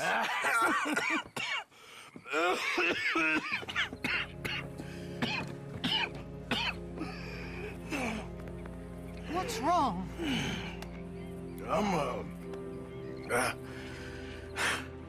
I'm dying, sister. Okay. Yeah, I got TB. I got it. Beating a man to death for a few bucks. I've lived a bad life, sister. We've all lived bad lives, Mr. Morgan. We all sin. But I know you. You don't know me. Forgive me, but that's the problem. You don't know you. What do you mean? I don't know, but whenever we happen to meet, you're always helping people and smiling. I had a son. He passed away. I had a girl who loved me. I threw that away. My mama died when I was a kid. And my daddy, well, I watched him die. It weren't soon enough. My husband died a long time ago. Life is full of pain. But there is also love and beauty. What am I gonna do now? Be grateful that for the first time, you see your life clearly. Sure. Perhaps you could help somebody. Helping makes you really happy. But I still don't believe in nothing. Often, neither do I. Huh? But then I meet someone like you, and everything makes sense. You're too smart for me, sister. I guess I'm afraid. There is nothing to be afraid of, Mr. Morgan. Take a gamble that love exists, and do a loving act. This is where we see Arthur at his most vulnerable.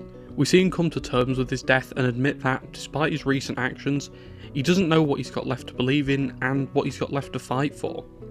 Sister Calderon gives him some of the greatest advice probably he could have heard at that point, and this scene is really the first time we see Arthur crack under the pressure of his circumstances, and I think it's one of the most eye-opening moments in the game, both narratively and just generally.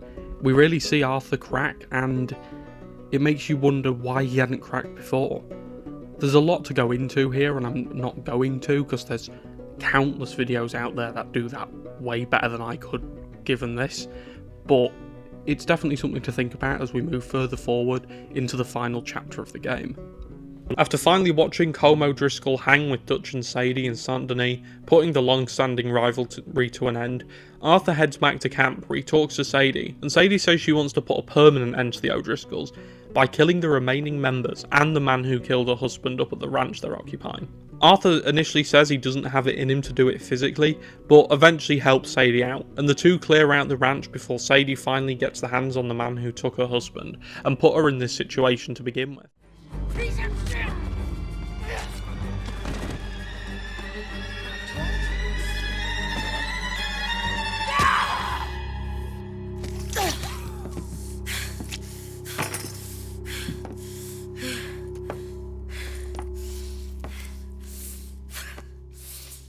You okay? Yeah. He was a good man, my Jakey.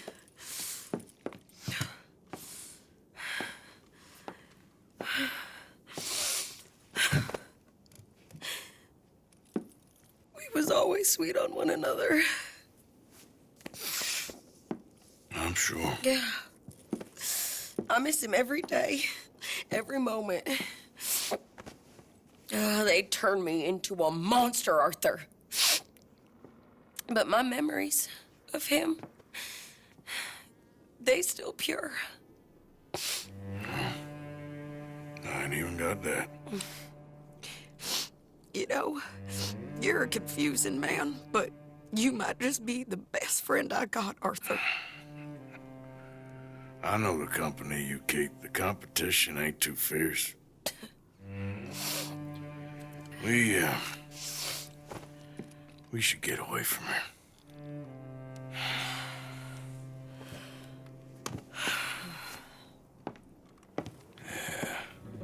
After finishing off the O'Driscolls, Arthur heads to meet Rains Falls and Dutch, who want to trap a platoon of soldiers in the valley below them, all while Arthur keeps reminding Dutch that this isn't their fight, and they're wasting time and bringing down more attention on themselves than they need.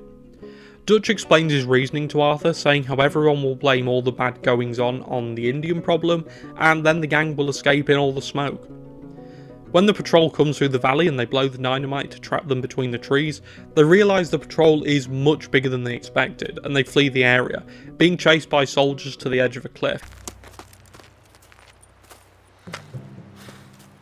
Well, Arthur? Put your hands up!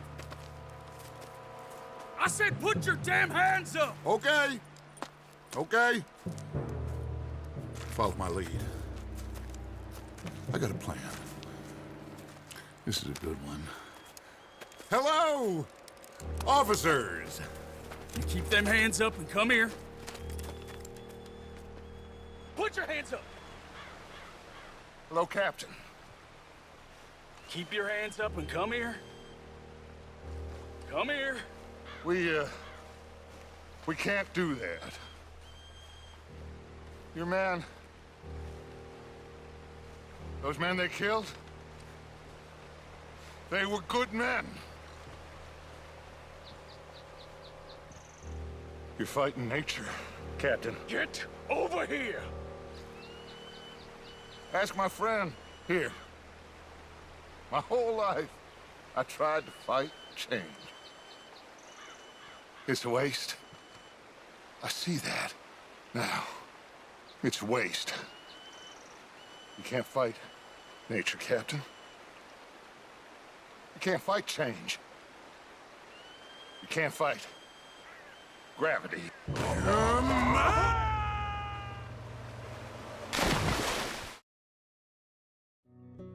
After escaping the army, Arthur heads back to the weighty reservation and meets Charles, who tells him to go and talk to Rains Falls. They discuss the army issue and the fact that Rains Falls' son, Eagle Flies, has been captured and taken to Fort Wallace, and so Charles and Arthur head there to rescue him. They sneak in and get the king's son before making a daring escape downstream. Arthur tells Eagle Flies that this war between his people and the army is one they can't win, but he doesn't see it like that and stick to his own thoughts, which leads into our next encounter with him. When Arthur heads back to camp, he talks to Micah, who's let two guys he met called Cleet and Joe hang around the camp, claiming they need more guns before Arthur questions what's going on with him and Dutch. Before Eagle Flies rides in with members of his tribe, exclaiming that they need to raid the oil refinery and put an end to the government's oil schemes. Rains Falls and his son talk before Eagle Flies rides out anyway, leaving Rains Falls to talk to Arthur.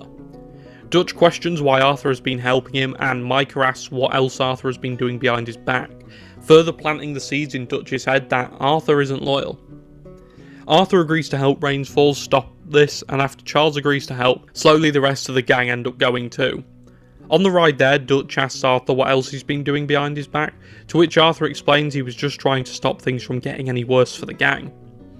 On the way there, Arthur, Sadie and John all question Dutch's new methods, questioning what happened to loyalty and why they were getting embroiled in a fight they had no place in. But Dutch shuts them down and states he still has a plan. When they reach the refinery, the fight has already started, and after some arguing, those who believe in Dutch go with him, while those who believe in Arthur go with him, solidifying the clear borders that have grown within the gang at this point. And after clearing out the oil refinery and helping Eagle Flies, Dutch and Arthur break into the main offices, the same ones Arthur broke into earlier to get the papers for Eagle Flies, because Dutch seems to think that within these offices lie some state bonds that were used to pay Cornwall to develop the land. They find the bonds, a few $1,000s worth, and begin to leave the building, but they're attacked and fight their way out. Well, almost. You got one! A white one! Dad? I need help! I need help!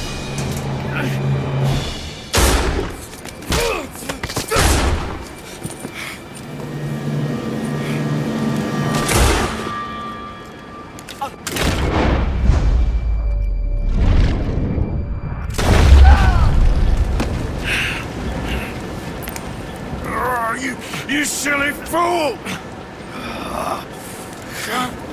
Come on! You saved my life more than once. To give mine for yours, it's as it should be. Come on! We need to go. You ran away. Oh, I did no such thing. Don't be a fool. They could be back here any minute. We did it, gentlemen. Well, we got some money. And with the train job, well, we got a whole lot of money. Come on. Everything is coming together. Exactly as I planned. I've got to take the boy to his father. As you wish. Usually is nowadays. Sure. Come on! We gotta get back to camp and prepare. Let's ride! I'll be back when I can. I'll stay with you. And me, of course. And so will I. No, get out of here. Please. This ain't gonna be... Well, it's official. The Van der Linde gang is no more. Well, at least spiritually. Physically, the gang has life, staying together through a lack of options. But with Dutch's clear betrayal of Arthur, his surrogate son, the gang is seemingly split in two. those who still see the thought behind Dutch's ways, and those who see the error in those same ways. This whole mission is really the first time we see Arthur and Dutch outwardly showing disdain for each other at this level, with it ending with Dutch seeing his own son about to be killed and leaving him, without remorse or thought, only to have him saved by someone who had nowhere near the same level of loyalty towards Arthur as Dutch did. From here on out, there's an even clearer sense that this whole thing is over, and people are already picking sides. The more morally sound members of the gang are siding with Arthur, and those too blinded by Dutch's false prophecies are heading with him. Arthur takes the injured eagle flies back to his tribe, where he eventually succumbs to his bullet wound, adding another casualty to an ever-expanding list of people who didn't need to die over something that wasn't their fight. Upon returning back to camp and having a good night's rest, Arthur heads over to talk to Dutch, and Dutch reveals how a few of the gang had left overnight, labelling them cowards and traitors. Uncle, Pearson and Mary Beth are all among the names who left in an act of self-preservation, and Arthur sticks up for them, saying that maybe they left because they didn't want to die, to which Dutch takes Arthur around the side of the tent to talk more privately. This is a tough time, and you ain't doing too well, but our community, we will survive. They will not crush us. I hope so. But if we let Jack and the women free, well then There maybe ain't we no can... freedom for no one in this country no more, Arthur. One more big score, we got enough money to leave. All this turmoil has the army and Pinkerton spinning. We take a boat and slip away. I don't know what you're saying, Dutch, but it seems like I've heard it all before. Just one more And there's train. always a goddamn train. Arthur, this is different. We know this is full of cash. Army payroll, money and supplies to repair the bridge that you blew. This is all going to plan. We rob Uncle Sam and we leave. The poetry of it all. What do you think? It sounds wonderful. Hell, yeah. I ain't got much to lose, but... You know, the women and the children. And John and his family. I'm afraid I have to insist. I mean, we gotta let them go, because if the Pinkertons come through again, they will kill everyone. John? Insist? Yeah. Insist. Of course, pal. Whatever you think is best, I will see to it. Huh? Now, we gonna rob a train? Sure. We will survive. Here we see Dutch tell Arthur that one more score and they're home free. But Arthur can't let the notion go that if the Pinkertons come through, they will kill everyone, including the women and Jack. And that some people still have a lot to lose, including John. The gang ride out to rob one final train to get enough money to leave, and John and Arthur split from the gang to go grab the dynamite Arthur stole earlier.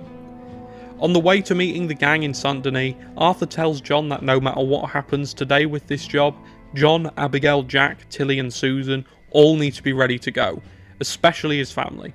And John tells Arthur that the money Dutch has been hiding is stashed in the caves at Beaver Hollow, showing how sloppy and uncaring Dutch has become throughout the last chapter. The gang catch the train they're going to rob in Saint Denis, but in typical Van der Linde gang fashion, the law arrives, and the gang are forced to improvise. As the train sets on fire, John begins to uncouple the train car, which is on fire, but he's shot off the train. Dutch goes back to find him with Micah, and the train carries on with Arthur using a Maxim gun to take down the law trying to stop them. After blowing a hole in the car carrying the dynamite and clearing it out, the gang jump off the train with their new earnings as the train crashes into the river below the bridge Arthur and John blew up earlier. As Arthur, Sadie, Bill and one of Micah's lackeys compose themselves, Dutch and Micah arrive to tell Arthur that John didn't make it, despite their best efforts, and they couldn't save John from the Pinkertons, and he was shot and killed. As the gang head back to camp, they find Tilly and Jack on a horse, with Tilly pleading with them and telling them that Abigail was taken by the Pinkertons, and basically she needs help or she's going to die. They came and took Abigail. I Milton and his men took her to Van Horn to be put on a boat and tried for murder. I am sorry to hear that. We gotta let her go. John's, well, sorry, son. Without John, she's just bait. Got a bunch of money, Dutch. She's just a girl. They won't do nothing to her. But me and the boys know. Yep. We need to keep riding on this one, Dutch. You know it. Every man here knows So we it. just gonna let the boy be made an orphan? It ain't like that. What is it like? I wanna live, cowpoke. I still got the choice. Dutch, it's just a girl. You're right. Micah, it pains me to say it, Arthur, but he's right. Hutch! Come on, boys. Yeah!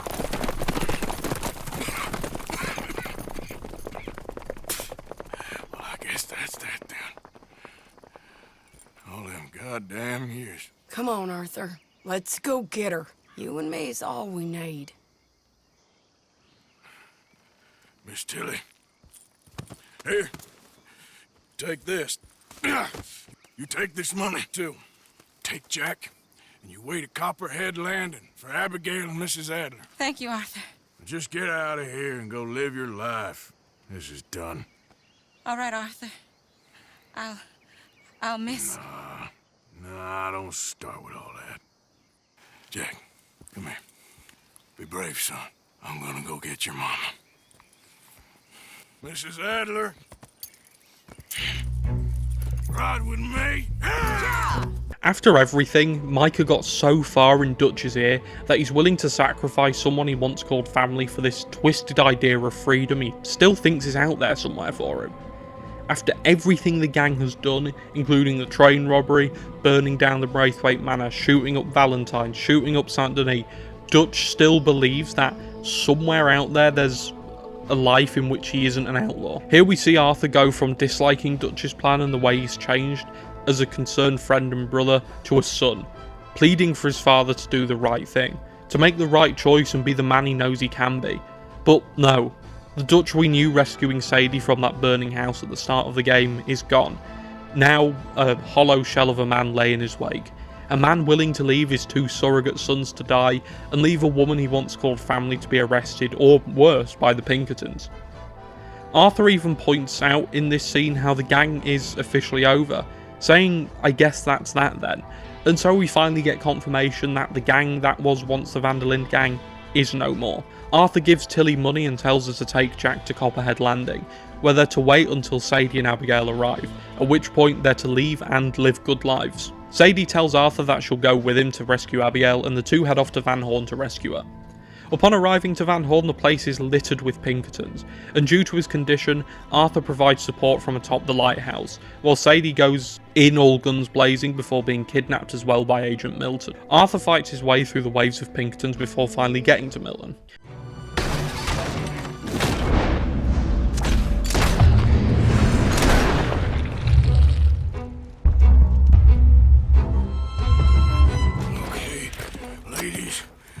Get out of here. Calm down, Mr. Morgan.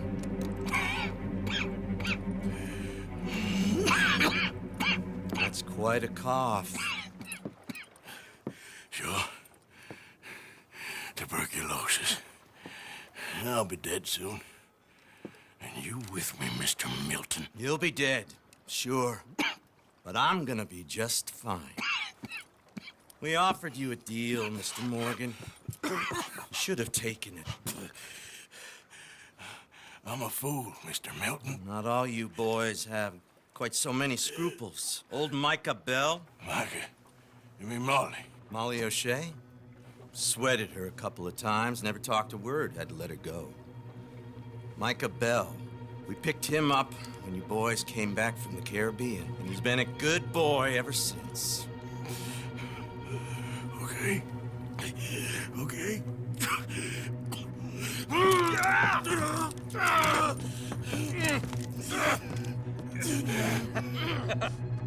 Using your strength, Mr. Morgan. You're still a yapping dog, Mr. Milton.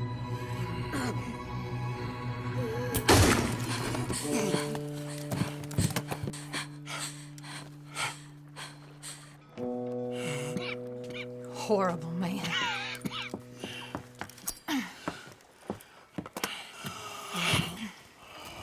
Now come on, both of you.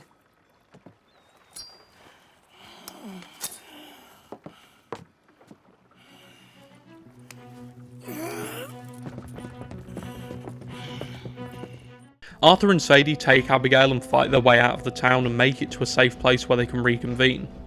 Arthur tells them where to go before delivering the news of John's death to Abigail. Abigail gives Arthur the key to the chest containing the money in Beaver Hollow, and Arthur parts ways with them, putting on his hat one last time before heading to Beaver Hollow to end this whole thing and confront Dutch and Micah for one last time. Abigail Roberts. Always was a good thief. That you was. Go on, get out of here.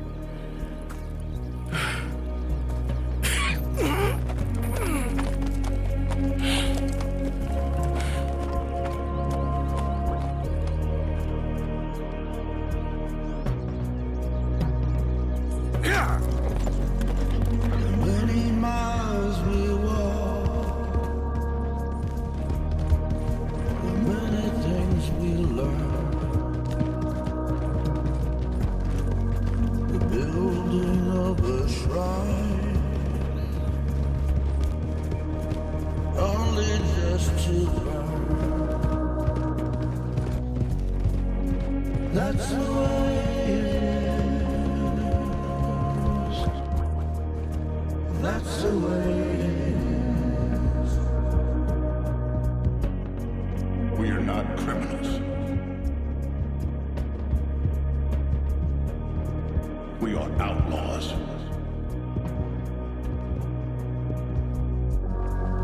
I see clearly that your world is not a world from which one can escape.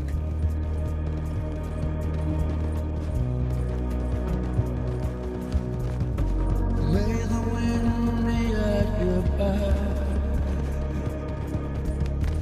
good fortune touch your hand.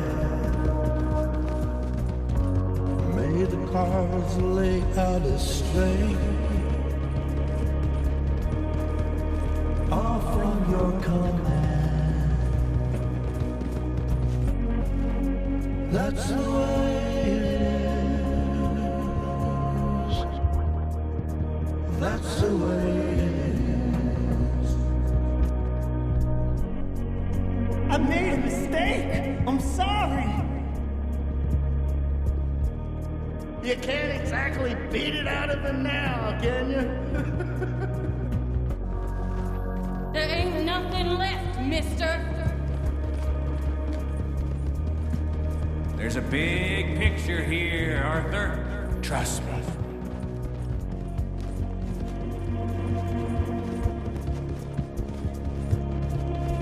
My pa used to say you stare into the fire long enough, you can see the whole world pass by.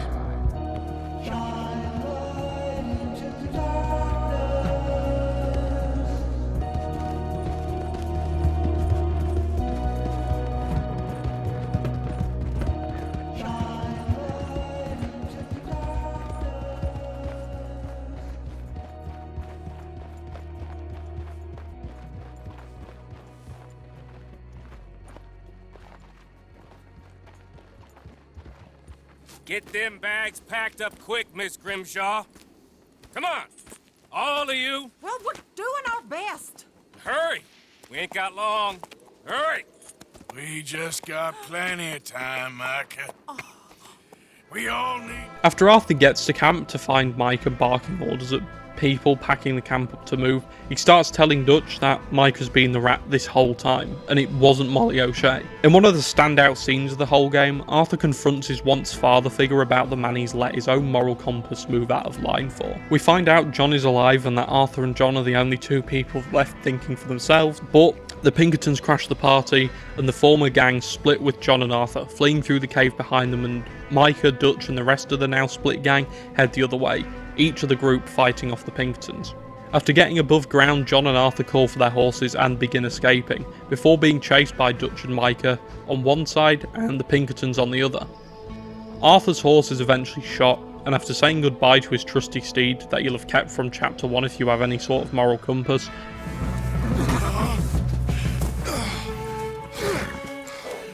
Come on, brother. Let's go. Give me a second. Come on! Push, Arthur!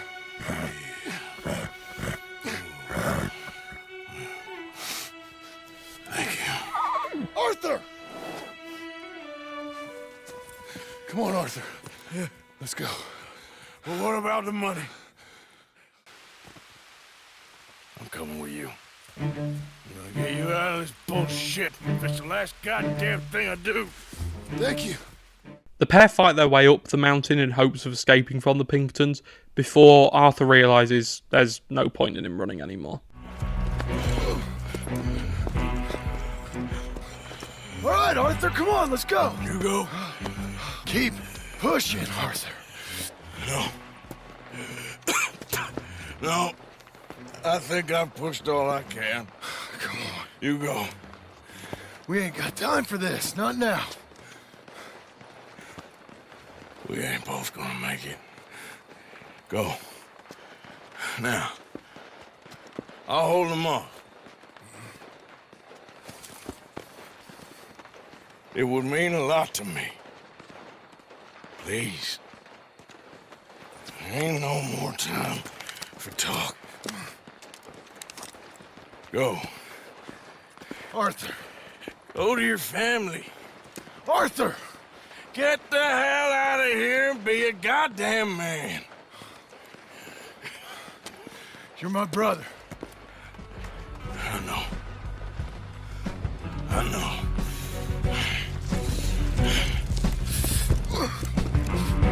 God damn you bastards!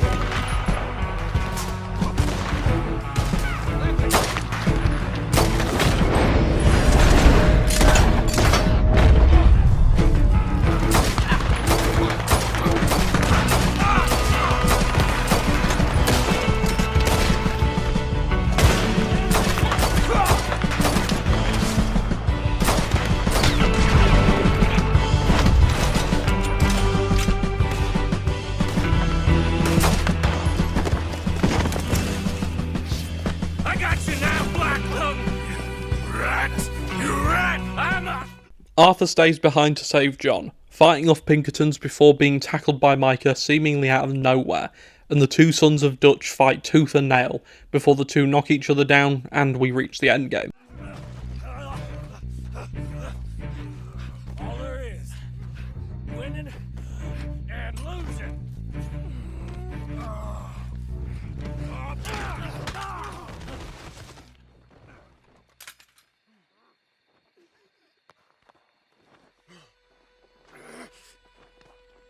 Oh, Black Lung. You ain't gonna reach that gun. You ain't. You lost, my sick friend. You lost. In the end, Micah, despite my best efforts to the contrary, it turns out I've won.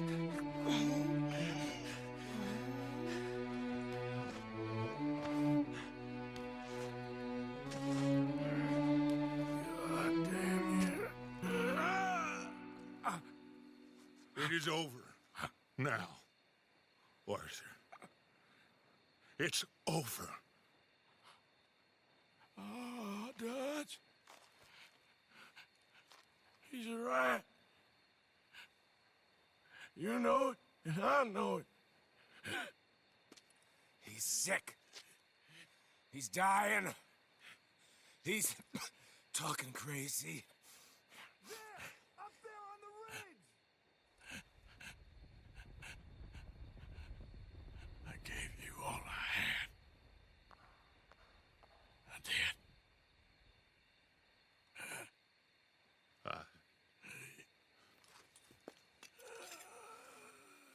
Come on. Dutch. Let's go, buddy. We made it. We won. Come on. John made it. He's the only one. The rest of us...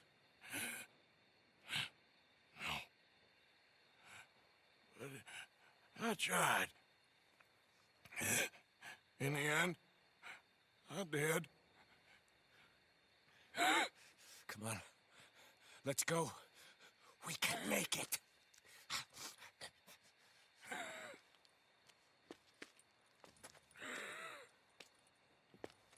Come on, Dutch. Come on! Ah!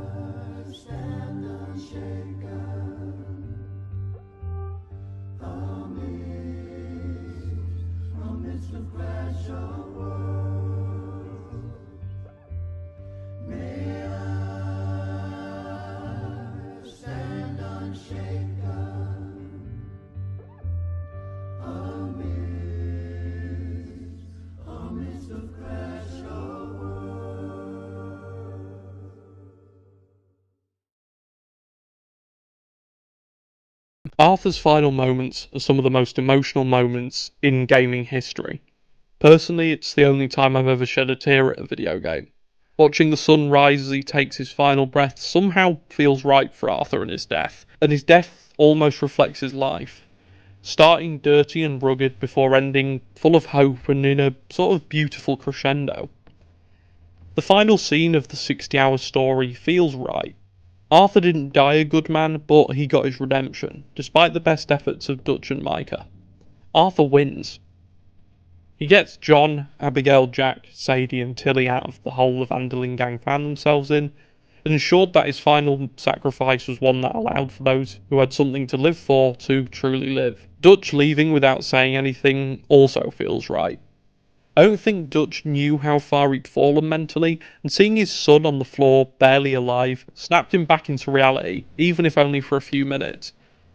He couldn't save Arthur anymore, but he couldn't watch him die, so he just leaves. Usually Dutch has so much to say and so much wisdom to impart, whether that be for good or bad. But here we see a man we meet as a charismatic and brilliant leader. A father figure to a gang of misfits searching for their American dream, and the level-headed figurehead completely speechless and stunned. I think here, if only for a minute, Dutch realises what he's done, the monster he'd become, and that Arthur was only trying to do the right thing. In their final moments, people show you who they really are, and I think Arthur does this. He keeps his dry personality and his sense of humour right to the bitter end, and proves that he won, and when Arthur tells Dutch he gave him all he had, he means it. He was loyal to Dutch right to the end, even warning him that Micah was the rat and following along with the final train job, despite him not agreeing with Dutch's moral standing at this point. And I think this shows Arthur at his best, a man wanting to do right by those who deserve it, but still loyal to what matters to him right through to the final moments of his troubled and conflicting life.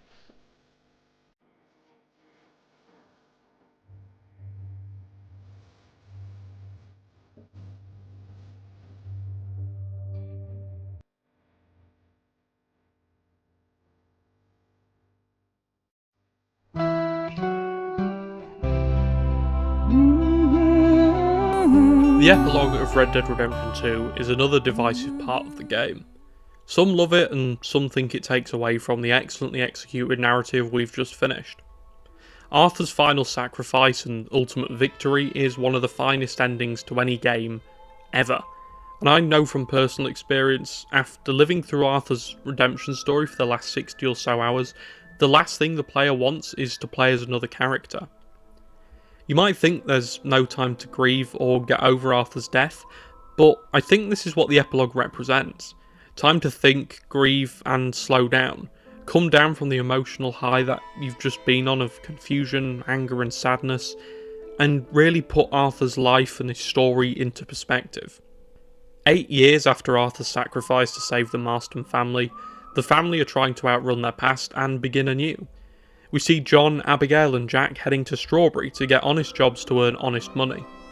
John ends up getting a job delivering supplies to a farm owned by a Mr. Geddes, and John ingratiates himself with Geddes under the guise of Jim Milton. John manages to get a house on Geddes' land, and the family are quickly made to feel at home by the ranchers and families who also inhabit the ranch. The first part of the epilogue continues in this same vein. John begins doing farm work and getting used to the rancher lifestyle, while Abigail works in Strawberry, and life seems to be going well for the Marstons.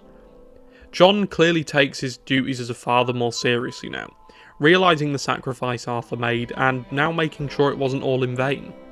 In one mission, John teaches Jack to ride a horse, and the two bond more in this 10 minutes than we see them do in the entirety of the main game. Even between John and Abigail, who haven't always had the best of relationships, things are going well.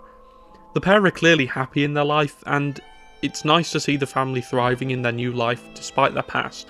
All this is brought under fire though, when John and Jack head into town to pick up some mail, and a package for Abigail and Mr. Geddes.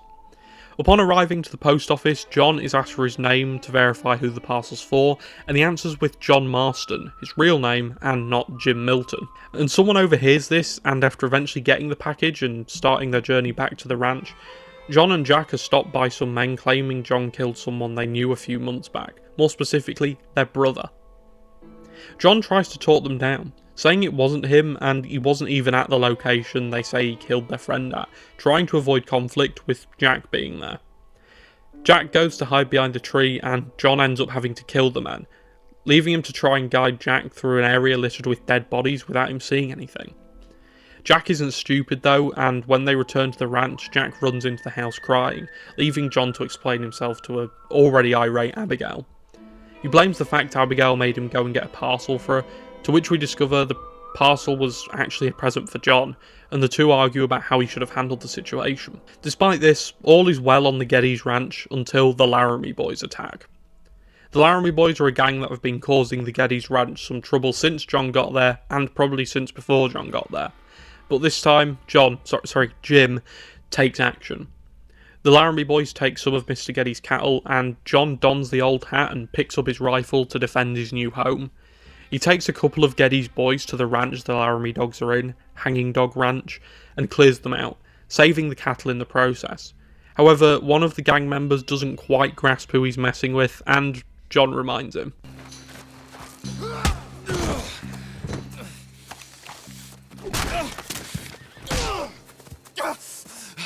You know that woman of yours got the look of a woman ain't had a real ride in her life. She's gotta make do with some piss-poor stinking farmhand. Hey, tell her I'll let her in my sheets. As long as she bathes first in sheep dip, get the stink of you off of her. Farmhand! After that nice little callback, John heads back to his house and meets a disappointed Abigail, who seems at the end of her wick with John, not being able to truly leave his old life behind, which means it's no surprise when Abigail and Jack end up leaving him. To make up for his misdeeds, John goes to ask Mr. Geddes to put in a good word for him at the bank in Blackwater, so he can buy some land Abigail had mentioned to him a few times called Beecher's Hope. Geddes obliges and John suits up and John Marston rides again. Well, before this, he does receive a telegram from one Sadie Adler, telling him about a job she has that could include some good money. John heads to Blackwater and speaks to someone at the bank about getting a loan for Beecher's Hope, but after a lengthy conversation, he's told about some vagrants that have taken refuge up on the land, so John heads to clear them off, before heading back to the bank and getting the land. John leaves the bank and runs into Uncle, the Vanderlyn's former Yeah, look, I know I did this bit early, but throughout my hours of research, I cannot find out what is Uncle doing? Why is he there? Anyway, Uncle tells John his lumbago is getting worse, to which John remarks that he's sure it is, and after the formalities are over, the two head to Beecher's Hope to begin building a ranch for the Marston family. A few days later, John heads to the Valentine Saloon and meets Sadie Adler, who's now... or what? Well, yeah. She's a far cry away from the trembling widow Dutch and the gang rescued from her old farm all those years ago. Sadie has taken up bounty hunting, and has become more competent than some of the most feared outlaws in the West. After catching up, Sadie and John mount up to go and hunt down a man who robbed a bank. He was an accountant and probably cooked their books or smuggled gold out in his pants, so the two ride to Strawberry to find him and eventually get him, before John heads back to Beecher's Hope, where Uncle tells him that Charles Smith is still alive, and in Saint Denis. He found this out by doing what Uncle does best, being useless and getting drunk in various bars. The two hop on the train to Saint Denis and find Charles partaking in a backyard fight club, where he's seen as this sort of unbeatable force. They get him out of there and reunite with their old friend before heading back to Beecher's Hope, and the rest of the epilogue is pretty chilled out. The trio of Uncle, John and Charles build a little house together.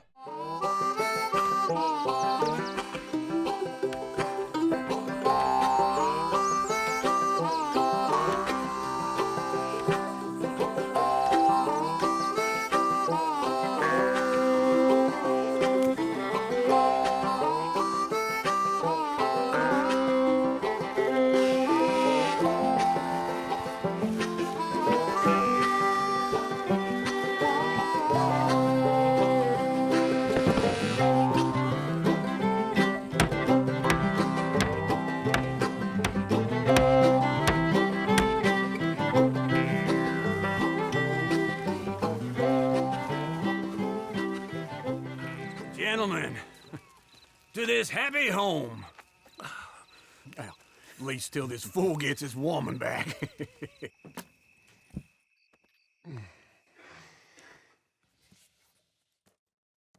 My darling Abigail, I hope you and Jack... John and Sadie continue on their bounty hunting adventures, and Sadie mentions rumblings that Micah Bell is alive and making moves.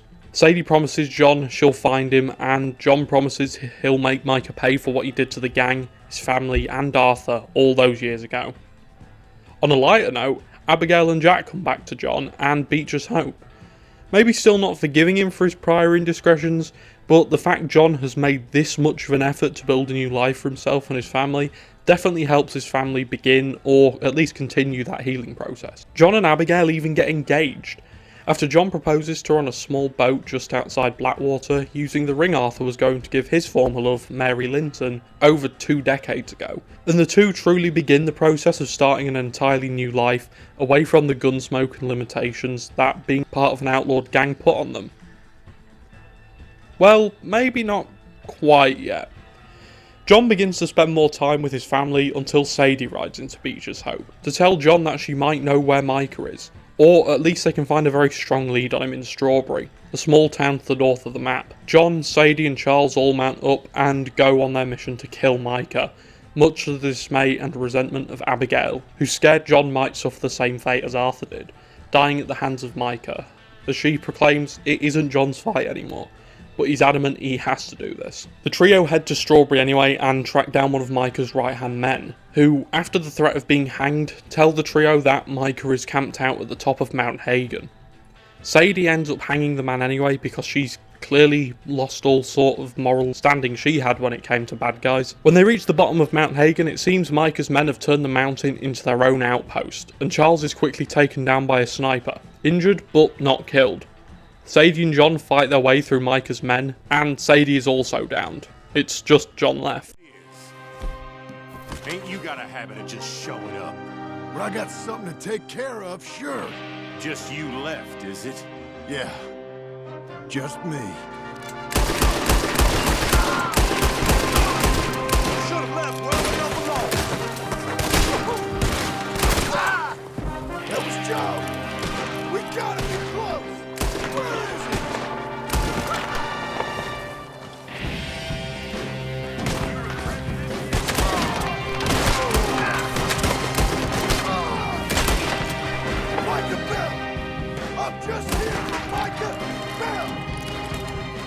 After fighting through waves of Micah's new gang members, he finally reaches Micah himself. Come on! Hello, Scarface. Did you miss me? Not much. Been a few years.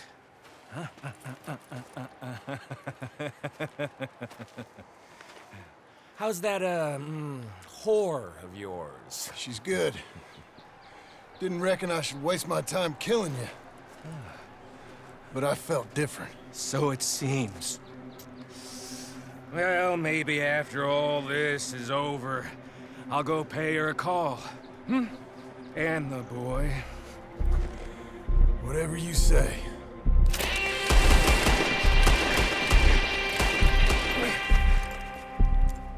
I got more men! Coming, John! You should run away! I look forward to meeting them!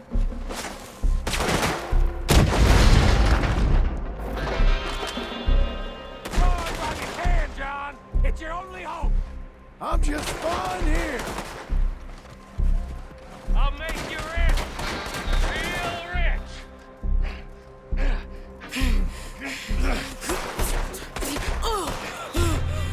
Come on now, Micah! At least die like a man! Hellfire! It's just like old times. Come on! You turn around and start walking. You got me! Just like old times, All manner of folk paying social calls. Hello, son. Mrs. Adler. It's been quite a while.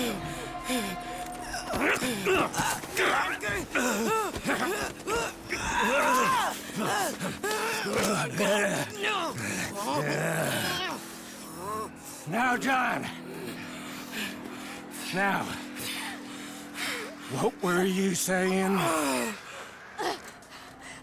What are you doing here, Dutch? Same as you, I suppose. Dutch and I are teaming up once more. We got money. We got dreams. Join us, John. Join us. Let her go. No, I can't do that, John. Dutch. Dutch, come on now. You shot at me, son. You started. You betrayed me. I could say the same as you. I was trying to do my best. You just cared for yourself. I think differently. Join us. Join us, John. Let her go! She ain't well. I don't want to kill you, John. Arthur saved my life. More than once. Arthur's been dead a long time.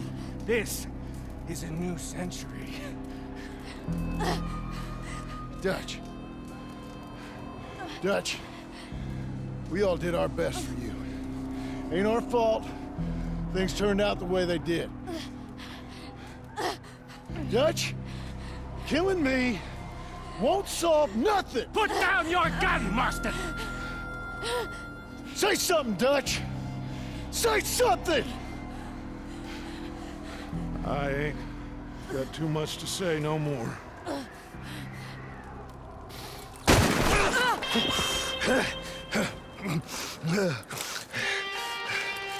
You shot me.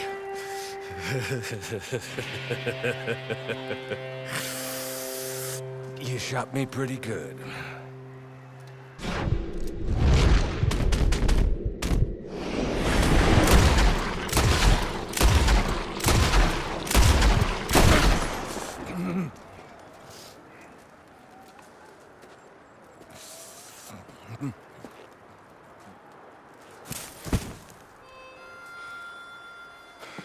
Thank you.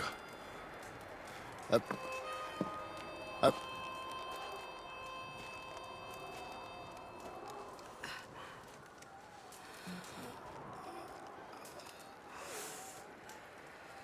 okay? Fine. You're crazy. I hope so. Help me up. Let's go get Charles. There's money. Lots of money. In the cabin is Blackwater. I'll go see. Hurry up. I got a wedding I want to go to.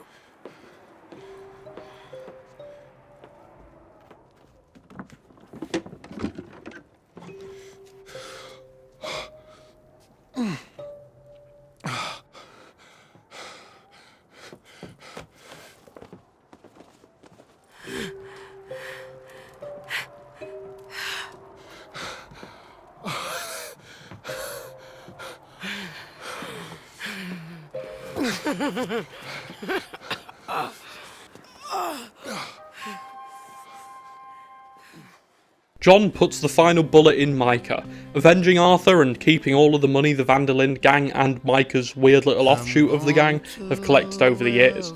Sadie is still wounded but can walk, and after packing up the untold riches contained within Micah's shack, and with the man who ruined the gang many called family covered in his own red blood, having well and truly been killed dead by John and Dutch of all people, John and Sadie get their redemption.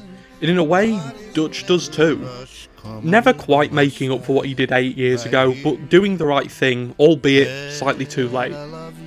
John and Abigail finally tie the knot back at Beecher's Hope, and in doing so, it ties the knot on the end of the story of Red Dead Redemption 2. Said one more run be enough. Gonna be enough.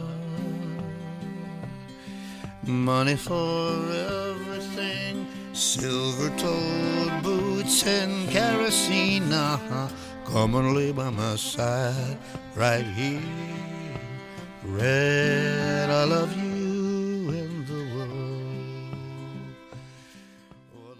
Red Dead Redemption 2's story is one of betrayal, love, wavering mortality, belonging, and, well, redemption.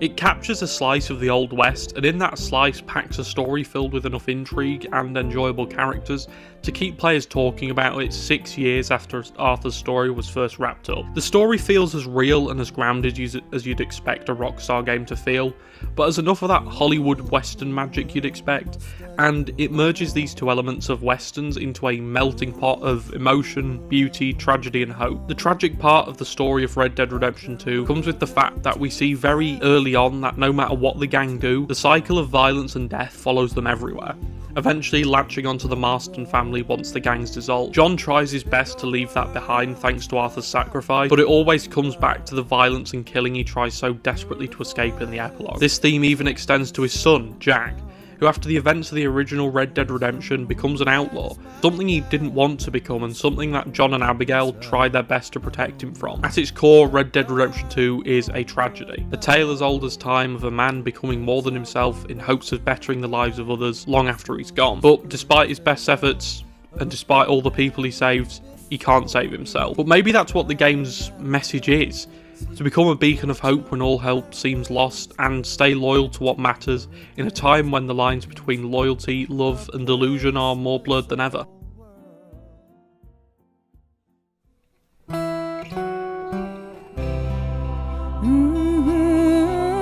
At its core, I don't think Red Dead Redemption 2 is a game that's supposed to be played like you play similar games like Grand Theft Auto 5 or even other third-person shooters like Gears of War. Red Dead Redemption 2 is meant to be experienced. Everything from the feeling of walking into a busy bar at night to leading your horse through a grassy meadow with the sun beating down on your back feels like something out of a trailer for the game rather than actual gameplay. I think the joy in the gameplay of Red Dead Redemption 2 comes from the slower pace. You can't do anything quicker than the game wants you to. You are experiencing Red Dead Redemption 2 at all times exactly how Rockstar wanted you to. Even things like hunting are slow. From firing an arrow to skinning the animal, it can take anywhere from 15 seconds to 30 seconds, and in most cases this would be unforgivable. And yeah, this isn't for everyone, and on a second, third, fourth playthrough, can it get tedious? Yeah, it can, but I think this comes down to how you play the game.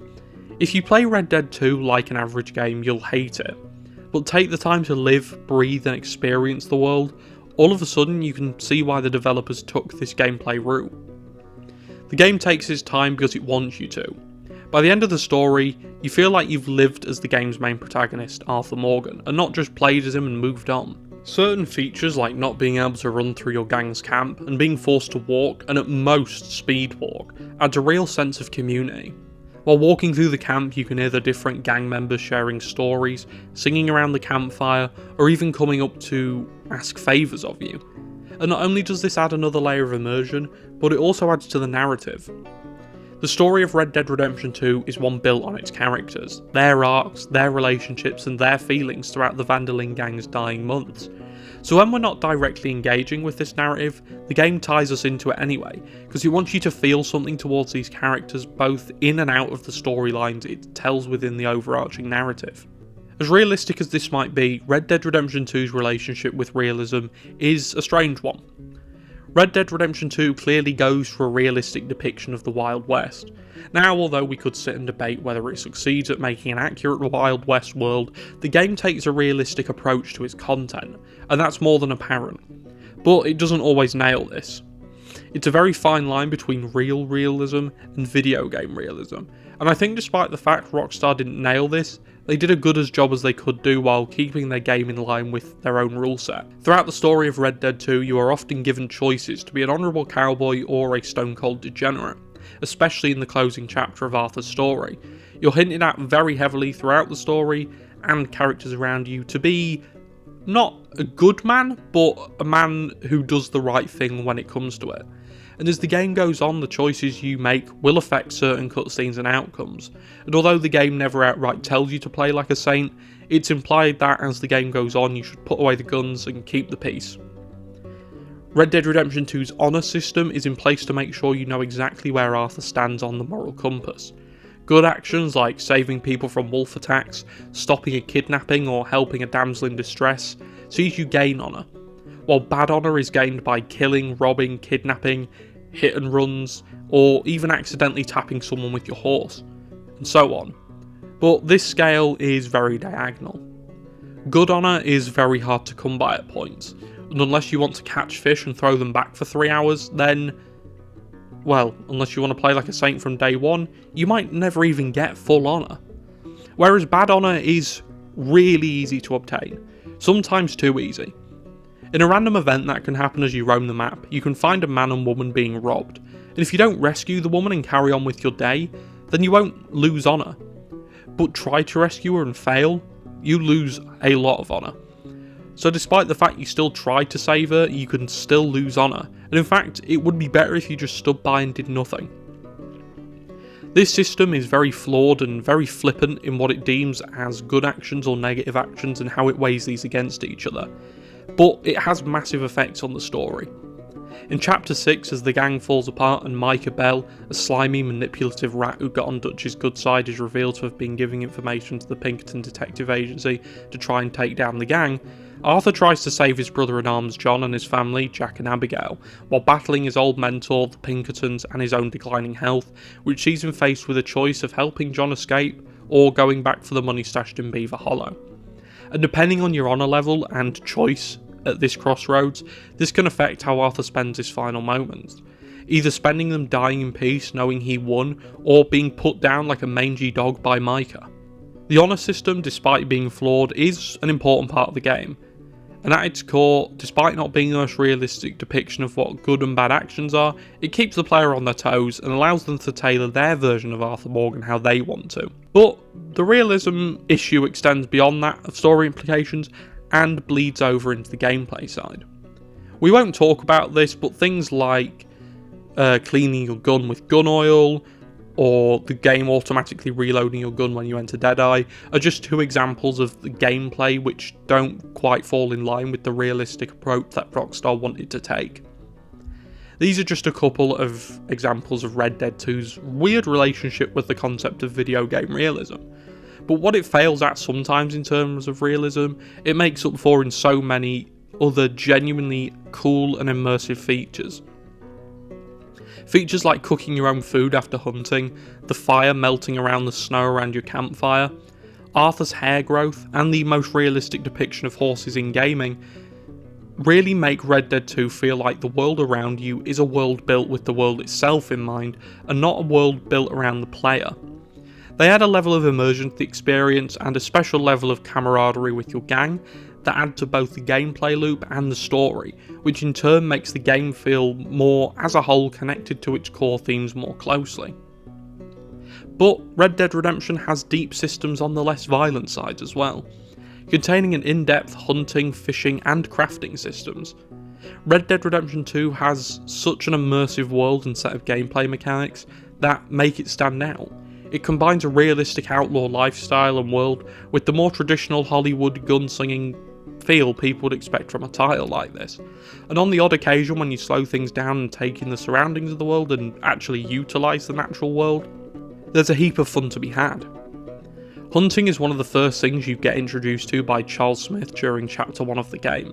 The hunting experience in the game is so fun, and although not entirely necessary to progress, it's there, and it's worth spending time to get better at, because it adds so much to the overall feel of the game.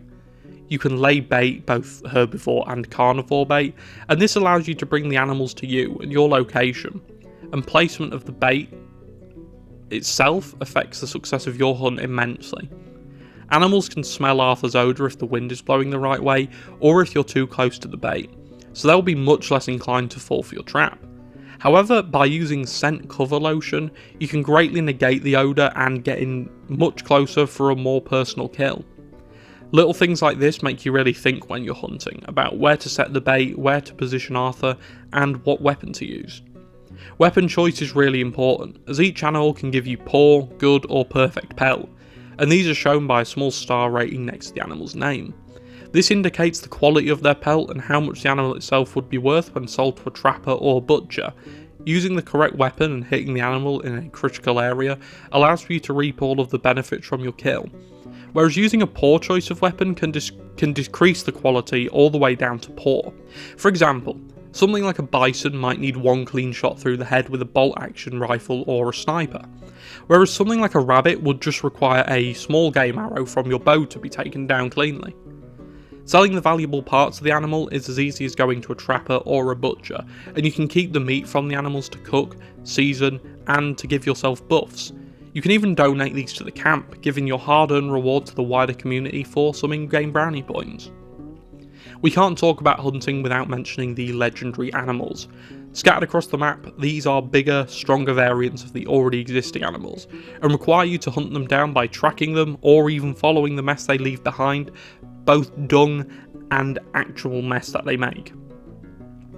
Killing these legendary creatures benefits you and your wardrobe, because upon killing these creatures you can take them and their pelt to a trapper and sell them to him. He can then craft garment sets and different types of clothing using the animal. The same goes for normal animals. The trapper can craft clothes for you, using the animals you sell to him, and this can create some pretty cool looking outfits and outfit pieces like this one.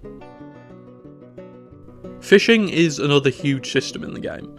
Utilising your fishing rod you can take to the banks scattered around the game, and much like most of the banks you come across in the game, you can then strip them of all their core value. But this time you're fishing for the biggest fish you can find and not robbing them, which makes a change. Fishing is as simple as hooking the right bait, casting the line, and waiting. And much like real life fishing, this is really dull. But when something finally bites, you get a heap of satisfaction. You can even get specialist bait, which is the best bait money can buy. It allows you to not only catch the biggest fish in the sea, but also catch the even bigger fish in the sea. See, much like regular animals, there are also regular fish scattered around. Much like regular animals, there are also legendary fish scattered about the map. And catching these guys is probably harder than regular animals, as after you've hooked your bait, it's just a matter of sitting and waiting a bit more. And then when you finally catch one of these behemoths of the water, Arthur will point out what animal it is just in case you forgot. You, sir, are a fish. And you can mail them off to a man called Jeremy Gill.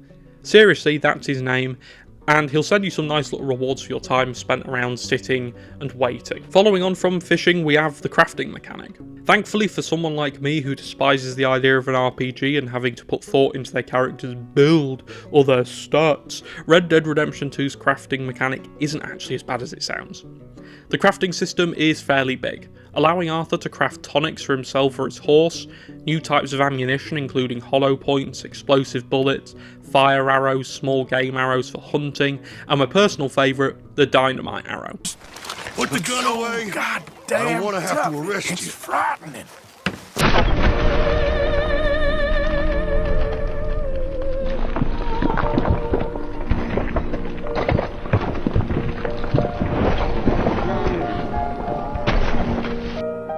The crafting system requires you to have pamphlets to craft certain ammo and tonics, and these can either be bought from events or found throughout the game world. But once you have the pamphlet with the recipe you need to do one more thing before you can build the thing you want. We'll use the explosive shotgun shells as an example. To craft these you need 1 bottle of moonshine and 1 shotgun shell. After you've got your moonshine and shotgun shell, you simply combine them and bang, you've got a mobile war crime in your satchel. The crafting system can be used in much less violent ways, but that's just an example. And obviously this isn't as in-depth as it goes, and it's a system which again, you could go through the whole main game and not use, much like all the mechanics we've spoken about. The fact it's there though, and there to be taken advantage of, is a blessing, as it adds depth and immersion to a game which is renowned for its depth and immersion. Red Dead 2's gameplay isn't for everyone, and is often the core complaint made by people who play the game and don't like it. This complaint goes that the gameplay is slow and that takes away from the game overall. But I don't think that the slow gameplay takes away from the game as an experience, because, well, I think the gameplay is the experience. Every movement feels weighty and fits in line with the game as a whole. The game doesn't move any quicker at any point than it wants you to move, and it makes you take the time to really exist in this world rather than just play through it. And I think this feeling of the game feeling like it's existing around you, rather than revolving around you, is ultimately down to the incredible open world combined with this gameplay.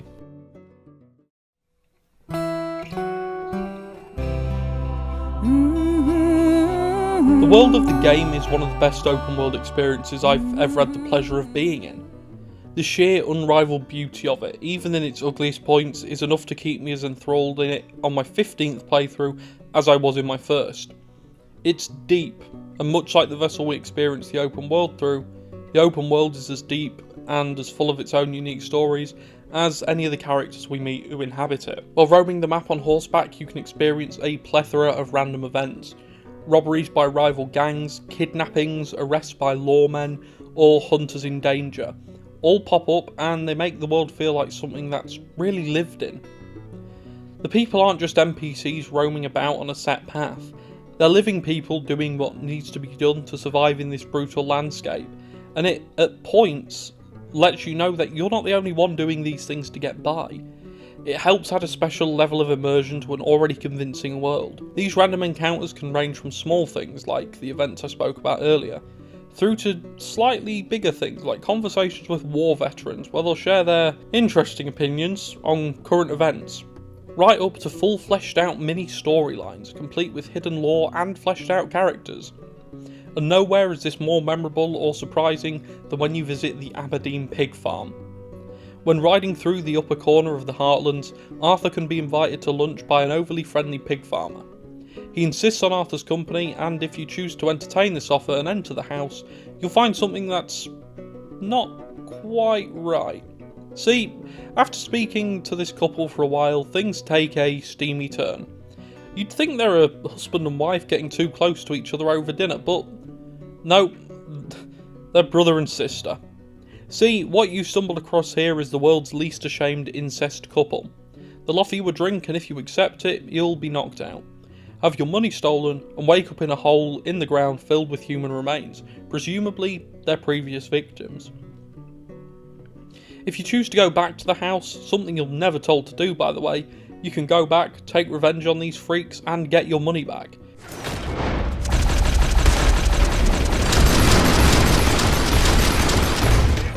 Exploring the house also reveals that it's pretty heavily hinted at that they killed their mum and dad and ate them. They're incest, cannibal hillbillies. Great. This is one of the examples of the smaller stories you can find in the world that aren't expressly labelled as side missions. Red Dead Redemption 2's immersive feel comes from little things like this. It's never mentioned to the player that this is possible, and unlike some other games, the map isn't filled with objective markers and mission prompts.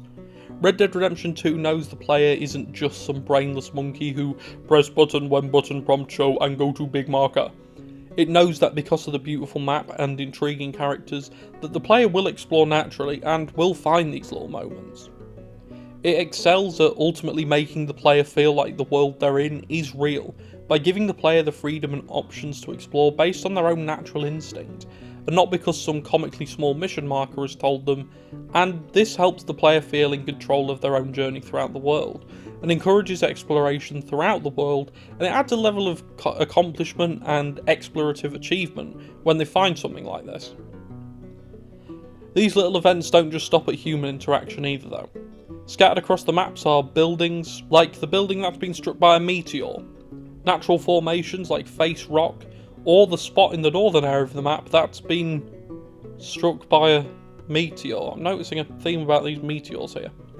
Dead bodies scattered around the map, and depending on where you are and where you are in the game, you can talk to what many theorise to be, and what has been confirmed to be, a giant while in the epilogue of the game. Red Dead Redemption 2's map and the way it's presented is special, in that unlike other large open world games like those featured in perhaps the Far Cry series or the Assassin's Creed series, Rockstar knew the player would just explore for the sake of it because of how intriguing the map is, and this reflects on the in-game map itself that you use to traverse.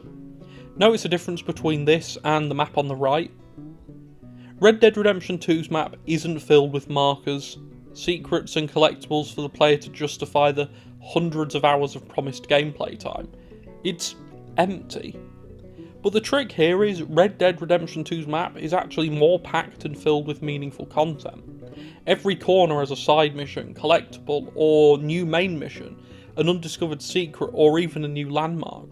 But what sets it apart from other game maps is that it knows you, the player who's played hundreds of games before, aren't stupid.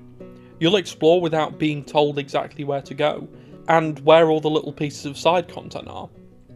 Red Dead 2, much like its contemporaries, is full of content, and even small collectibles, but the difference is how it's presented to the player, and how it's shown that this content does actually exist within the world. Cigarette cards, orchids, hunting requests, dream catchers, treasure maps, bounties, requests from gang members, dinosaur bones, and even mysterious rock carvings depicting eras of the future all litter the map. And I'm saying this from experience, my first ever playthrough, but you can go through this entire game and be completely oblivious to the fact that things like this exist. And I know what you might be thinking. Oh, well, what's the point of having all this content if you can miss it all? Well, here's the kicker. You won't miss it if you just play the game. The map encourages exploration and the game wants you to get lost in the world, but what it doesn't do is hold your hand in finding the hundreds of collectibles throughout the map. And even if you use a guide to obtain all of these collectibles, you still feel a small sense of achievement when you pick one of these little things up. It builds lore throughout the world and adds a layer of realism to what's happening, and realism is something that the map itself nails. The map of Red Dead 2 is eerily familiar, not in the sense that any of us know what it's like to be a gunslinger, but in the sense that the forests are just forests, the grasslands are just grasslands, the desert's just a desert. They're not video game forests, or video game grasslands, or video game deserts, or video game towns, or video game oceans. They're just boring old areas with trees and grass and sand and people, and every now and then just enough to keep you adventuring in. And the towns are just that. Settlements, each filled with their own characters and landmarks, people doing their own thing, and in most cases, a real sense of community. The overall map design really complements the narrative, but more importantly for what we're talking about here, the side content and hidden parts of the game. Red Dead Redemption 2's map has a plethora of different towns and named locations, each with its own unique feel and inhabitants. From the decimated, rundown, icy town of Coulter up in the top right of the mountainous area, to the bustling New Orleans-style streets of Saint Denis. Each location has its own story, people, importance to our protagonists that make every part feel new. First we begin with Valentine, the first real town we come across in the game. Valentine is a livestock town which majorly trains animals in the town auction, and in the mission, the sheep and the goats, we see this firsthand as John and Arthur steal some livestock from a few farmers to sell at the auction. Valentine has a very traditionally western feel to it. The town is basically made up of 2 to 3 streets and feels like what you'd imagine an old livestock town to feel like. The streets are muddy and uneven, the people are wary of strangers but ultimately accepting, and the town has a nice homely feel to it. Personally, Valentine is up there for me as one of the best towns in the game, as it scratches traditional western itches you might have, but is modern enough to still let you know what time period of the Old West you're in. Valentine can act as a kind of hub area for the player. It has a wide array of shops and services, from the gun shop to the saloon, which has its own poker table and barber in it. It also has a stable, hotel, a smaller bar on the small street at the top of the town, general store, and of course plenty of miscreants to keep you busy while you integrate with the people, like Arthur Morgan seems to do a lot of the time. The Van der Linde gang end up just outside Valentine after they escape the mountainous region of the map, after a failed ferry heist saw them running from the combined forces of the Pinkerton Detective Agency and the law. After getting Valentine, the gang end up eventually robbing its bank, which inevitably draws enough attention to them that Leviticus Cornwall, a man they'd previously robbed, shows up and confronts them, leading to a bloody shootout and ultimately their escape from Valentine to an area further to the south. To the south of Valentine lies Rhodes, a once bustling and vibrant small town filled with life, which now acts as a sort of battleground for the Greys and the Braithwaite family, who continue their blood feud which began over a century ago. Rhodes is a real traditional old western town. The main feature here is probably its train station, which connects directly to Valentine, Saint Denis, and a few other areas which can be linked to other towns by horse. The local saloon acts as a hub for the town, with a blackjack table on the top floor and just enough action to keep you interested. Rhodes also boasts an impressive number of useful shops despite its smaller size, having a general store and gun store on the main street when passing through. Rhodes is a beautiful little town, packed with that classic western feel, and the ongoing blood feud is sure to keep people interested, especially the Van der Linde gang who get themselves embroiled in this feud in Chapter 3 of the game. They come to Rhodes after escaping their last camp just outside Valentine, which is nearly on the radar of the Pinkerton Detective Agency. And after agents Ross and Milton find Arthur and Jack Marston, son of John Marston and Abigail Roberts, fishing just outside the camp, this isn't a surprise though. Considering the amount of noise and trouble the gang had caused in Valentine, it was only a matter of time before they were caught. Northwest of Rhodes is a small town famed for its scenic views and jolly mayor, Strawberry. Strawberry is one of the most beautiful towns in the game. Being built on the bank of a waterfall and having plenty of verticality because of this, it has a few outstanding features when it comes to its scenery. Being close by to the wondrous Lake Owenjila, but not boasting nearly as many people or shops as the likes of Valentine. The town really thrives on its scenery and warm feeling, boasting a post office like Valentine's and Rhodes, a general store and a 5-finger fillet table. Strawberry is a nice little town but doesn't really serve any story significance, apart from a mission titled Blessed Are the Peacemakers, where Arthur needs to break Micah out of jail, which leads to pretty much everyone in this beautiful little town being murdered thanks to Micah's hot temper and complete disregard for human life. Right on the opposite side of the map to Strawberry is where you'll find our next two towns, Annesburg, an old mining town, and the Van Horn trading post. Firstly, we'll start with Van Horn. Although Van Horn is run down and decrepit, those who dwell there, I hesitate to say live there because it doesn't seem to be very homely, are fiercely protective of their town, shooting on sight and starting a town-wide shootout if you put a foot wrong.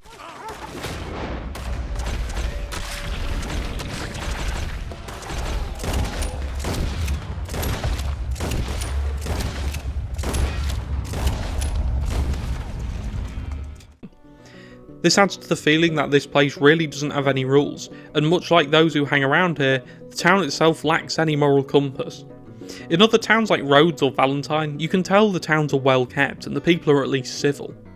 But in Van Horn, what little civilization does stay there has long since forgotten their own moral code and general sense of community.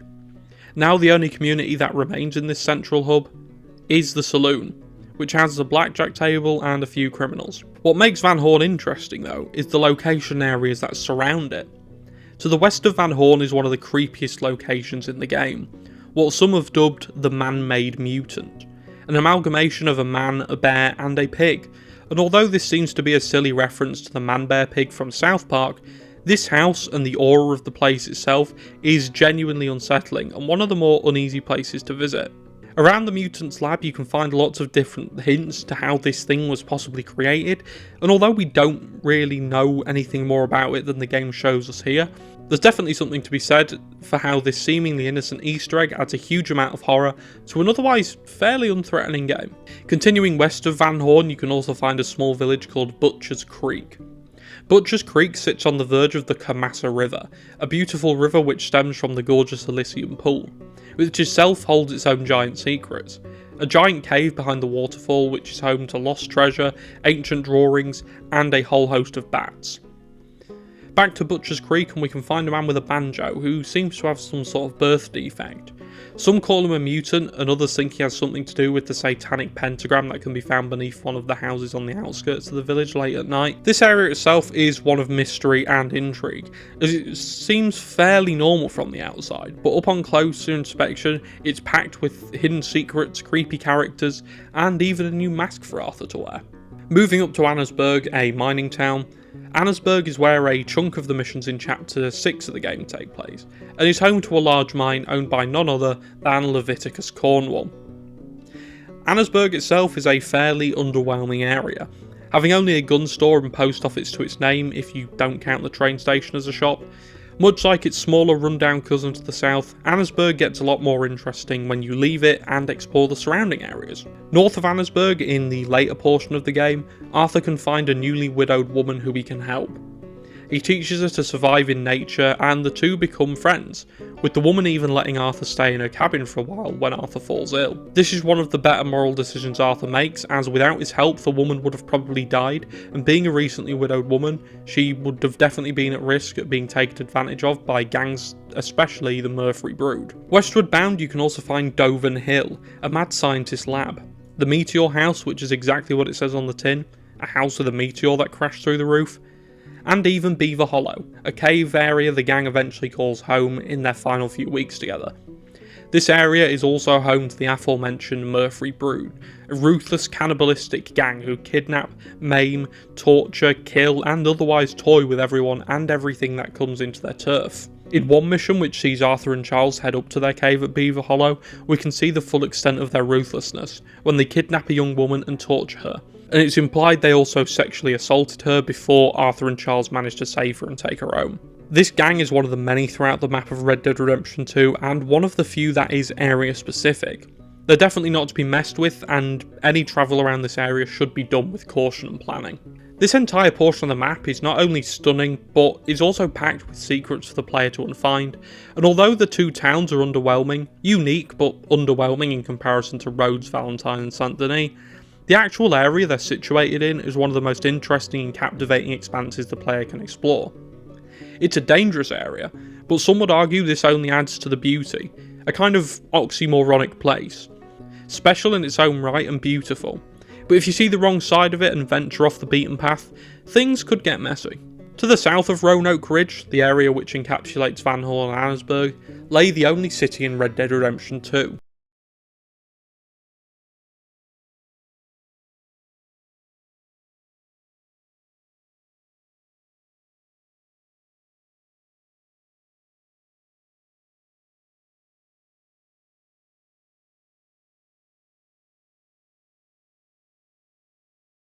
Jack Marston is stolen and taken to Saint Denis to be under the care of a wealthy mob boss, Angelo Bronte, Arthur and Dutch head into the city to locate Bronte. But this is where it feels like the whole tone of the story shifts, and I think most people would agree that this is the unofficial grave of the Van der Linde gang as we know it.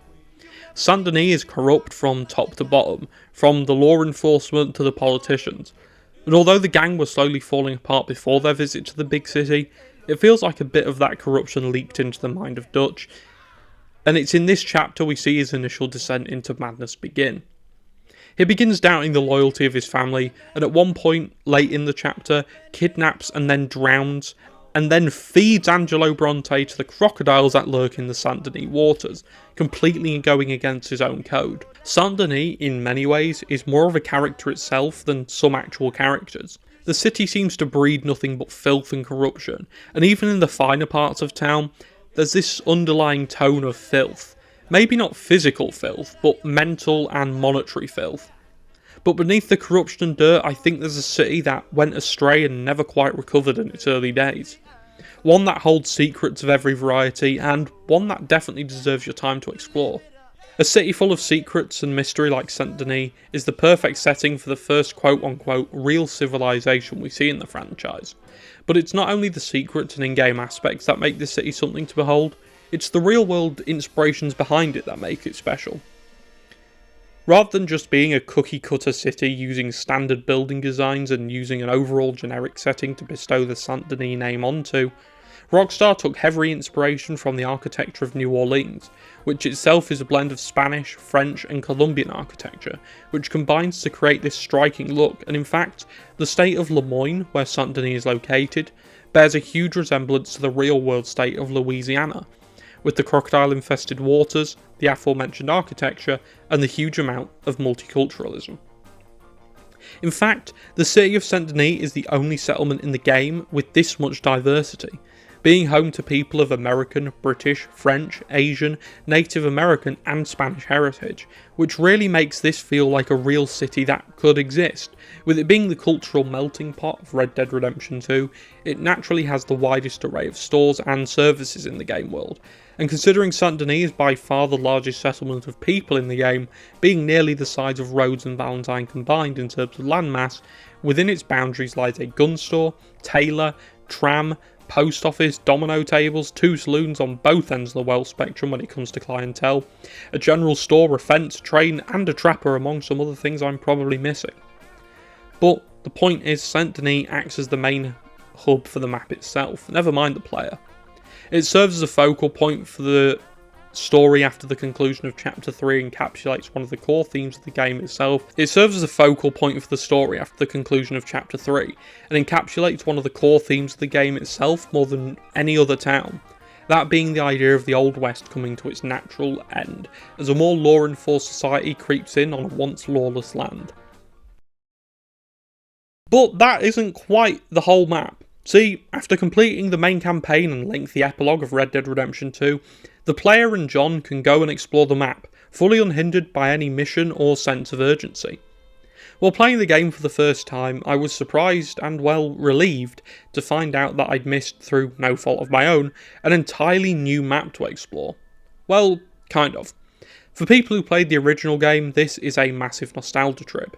It's a remastered version of New Austin from Red Dead Redemption 1. After exploring this place for a couple of hours and feeling more isolated than I've ever felt while playing a game for way too long, it dawned on me. There was nothing to do here. There was nothing to see. There was literally nothing. Well, aside from a rundown shell of a town, Armadillo, and a small town towards the bottom of the map, Tumbleweed, there was nothing. I expected a new chapter of the game, or at least a new set of side missions to play. But no, there was nothing here. It was a couple of camps full of the Del Lobo gang who to gun down, but that was about it. There was also a few hidden secrets here and there, but nothing particularly worth talking about, and there was a few new animals, but nothing groundbreaking. No, this was unremarkable place as any, and it was amazing. Having been in the more populated part of the map for the last 50 to 60 hours, there was something almost unnerving about the fact that I was now faced with all this empty desert. I'd have to use features and mechanics in the game I hadn't used before to survive. It presented a whole new challenge of survival, not surviving duels, bears or bar fights, but surviving the sheer emptiness and isolation of it all. Having to live in the desert and cook my own food so John could eat, and crafting ammunition so I stood a chance of survival, were two things that, on my first playthrough of the game, I'd never done. If I needed ammo, I'd just buy it from a shop, and the same goes with food. Finding this location on my second playthrough of the game was one of the greatest things I think I've ever found in a game, and it was never mentioned. Being this alone and out of the way really gave me time to think about how this entire area is never even discussed or shown to the player. In fact, if you stop playing when John shoots Micah in American Venom, you'd never even get to experience this area. It's beautiful and it's different. The sun scorching the sand beneath your feet and the cacti towering over anything else in the desert is something so quintessentially cowboy that it's almost a shame some people never got to experience this true classic Wild West experience. This new map was also probably the most terrifying part of the game. Whereas in the swamps surrounding Saint Denis you knew crocodiles could be around any tree, and in the hills surrounding Annesburg you knew the Murfree brood could attack you, out here there was nothing. There was no indication that you were in any danger, which in a way provided more fear and anxiety than any knife or revolver wielding attacker could ever. Hearing your footsteps crack against the floor and the occasional coyote howl was more terrifying than spending the night in the swamps or fighting hordes of enemies, and I think this is amazing. It added a new layer of emotion to an otherwise emotionless area. Having had all the time in the world to be in such a populated area, only to be in the middle of nowhere now with only a couple of respites from this awful feeling scattered around the map, really put into perspective the importance of the area. An area which may seem useless to begin with, actually gives an experience that nowhere else in the game could, which in itself is worth its weight in gold. The two towns in this area, those being Tumbleweed and Armadillo, are the two most unique settlements outside of Saint Denis in my opinion. Tumbleweed is the most southern of the two and has no real standout features.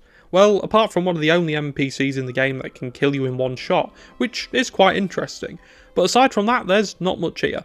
A saloon, a sheriff's office and a couple of other shops is about as unremarkable as a town in the middle of nowhere gets. Armadillo is definitely the more interesting of the two. The town holds a lot of interesting lore. Apart from the apparent links to the devil and sightings of a strange man around the town, Armadillo has been struck by a cholera outbreak which has killed a huge amount of the town, and those that aren't dead probably wish they were. It creates a really scary atmosphere throughout the town. It feels abandoned but still somehow populated. Obviously there are people about, but the feeling that these people are all going to be dead in the near future is really unsettling, and this carries over into the rest of this portion of the map. The rest of this part of the map is genuinely quite creepy. The feeling of isolation is, as I said earlier, unnerving and strange even. So to conclude on the map, is Red Dead Redemption's map perfect? I could run the no but nothing is gimmick, but quite frankly this game deserves more respect than that. Yes, Red Dead Redemption 2's map, in my eyes, is perfect. It's perfect for what it needs to be, which is a lawless land filled with intrigue, mystery and life. Everything from the bustling hub of Saint Denis right down to the heartlands filled with bison, deer and coyote has been filled with love, and enough love to let the player know how much care and attention went into the different areas, no matter their significance. And I think it should be the blueprint from which other developers build upon because it works. It's beautiful and it's memorable, and that's what a game map should be, not a cookie cutter marker filled dump. I love Red Dead Redemption 2's map. A lot. And it's one of the main reasons the game has been not only surviving, but thriving, even 6 years after its initial release.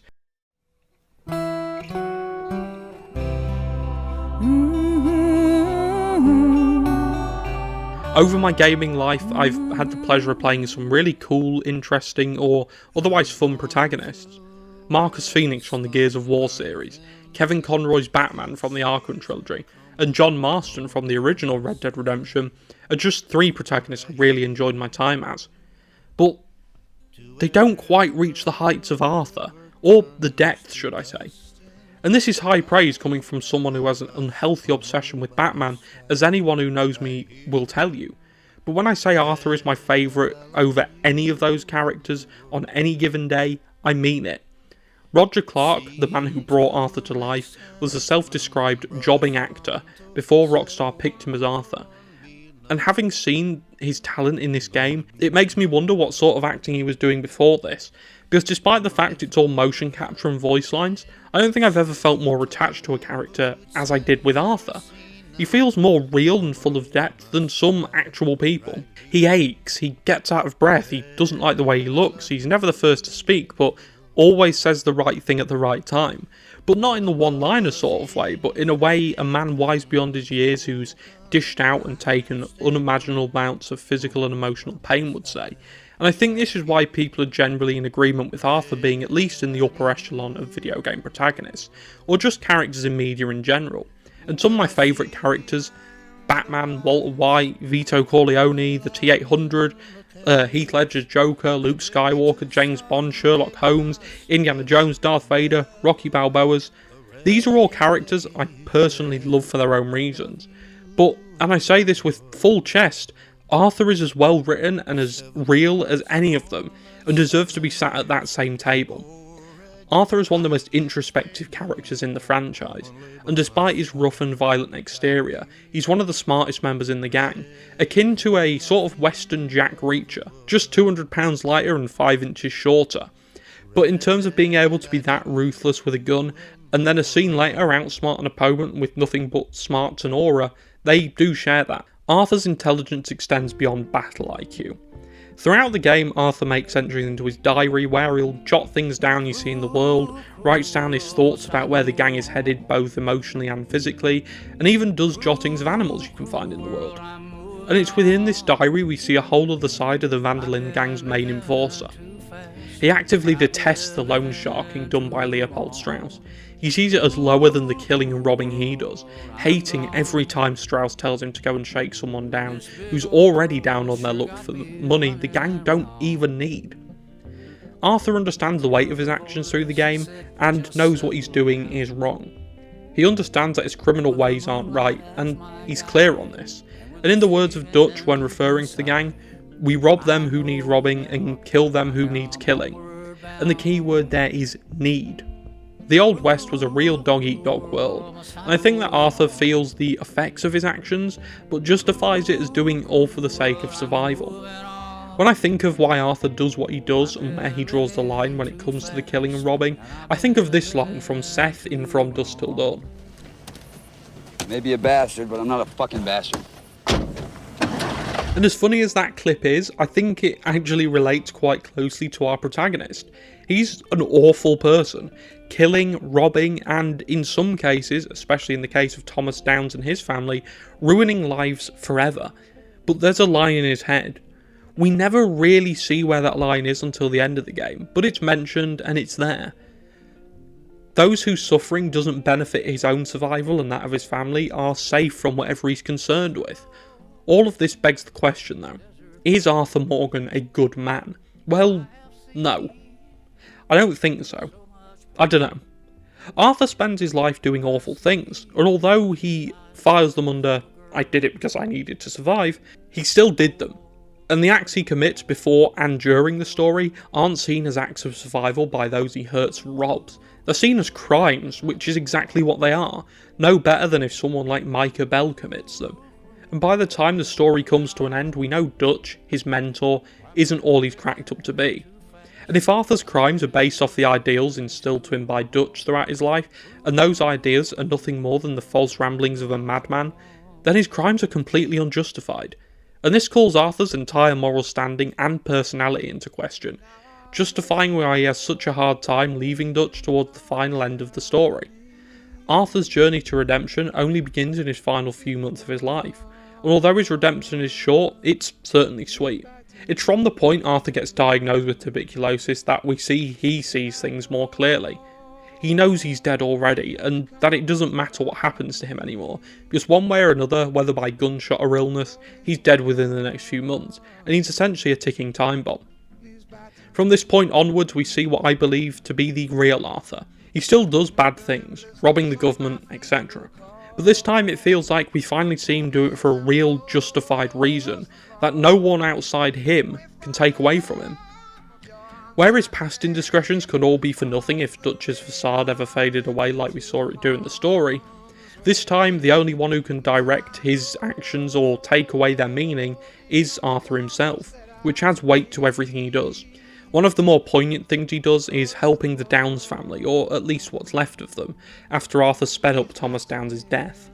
The Downs family are in shambles, with Edith Downs resorting to prostitution, and Archie Downs resorting to working down the mines, being bullied and taken advantage of by his colleagues in Annesburg. Arthur stumbles across the Downs family while in Annesburg, with Arthur discovering Edith Downs initially back in Chapter 4 in Saint Denis, working as a prostitute to make ends meet. But when the two bump into each other again in the mining town, the story revives itself, and despite Edith not wanting anything to do with Arthur, understandably so, even after Arthur saves Archie from being picked on at the mines, he tries his best to help them, giving them money to go and start a new life elsewhere. And despite Edith's pride refusing to accept the man who killed her husband's help, she eventually gives in, and the mother and son head out to begin anew, far from the man that put them in the situation in this first place. It's an interesting plotline, because there's arguments to be made from both sides regarding Thomas Downs' death. He had tuberculosis, which meant he probably was going to die anyway, but the beating from Arthur hurried him along to the grave, and it feels like Arthur's entirely at fault. If Thomas was knocking on heaven's door anyway, it seems unfair to blame all of this on Arthur, but at the same time, the family could have prepared themselves for Thomas's death, had Arthur not killed him off. Arthur spent his whole life being a bad man, and I don't think he ever quite made up for it. Given the last few months of his life were dedicated to making the lives of the people who'll be there after he's gone much better, I still don't think he ever truly gets his personal redemption, until his final act. Getting the Marstons, Tilly and Sadie to safety to live a life outside of the Van der Linde gang. He uses his final breaths to help those who mean the most to him, even trying to help Dutch in his dying breaths, warning him that Micah is a rat and would do anything to survive. But at this point, Micah is either completely in Dutch's head, or the Dutch Arthur is trying to talk to died a long time ago. Arthur represents hope in the final months of his life. He isn't perfect, but no one is.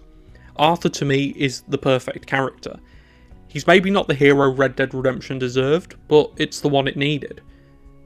Playing as a moral grey area is a fascinating experience, as both the player and the character justify his awful actions one way or another.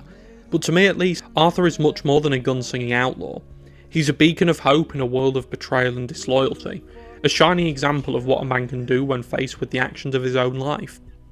Arthur could have spent the final few months of his life being that awful person we came to know, but he saw the error of his ways and changed his outlook.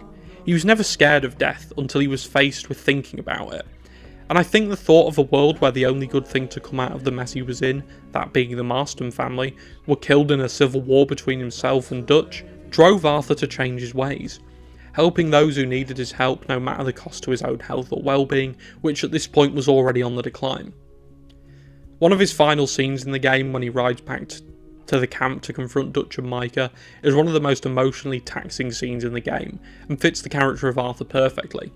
It forces you to reflect on this journey of redemption, and it hits just the right note to make you feel like the man you spent the last 60 hours with is a real soulful person, willing to live and die by what he believes is right. Even after all of Dutch's horrendous actions, leaving Arthur to die, abandoning John and Abigail, splitting the gang up for his own personal gain, Arthur still believes he can save Dutch from whatever fate may lie ahead for him, and when he finally realises he can't, it's too late for him anyway. Dutch was too far gone by this point, and when he finally comes to see the error of his ways, Arthur lays there, beaten and bloodied, mentally and physically. Not as a victim of Dutch's betrayal and Micah's fists, but as the hero of his own road to redemption.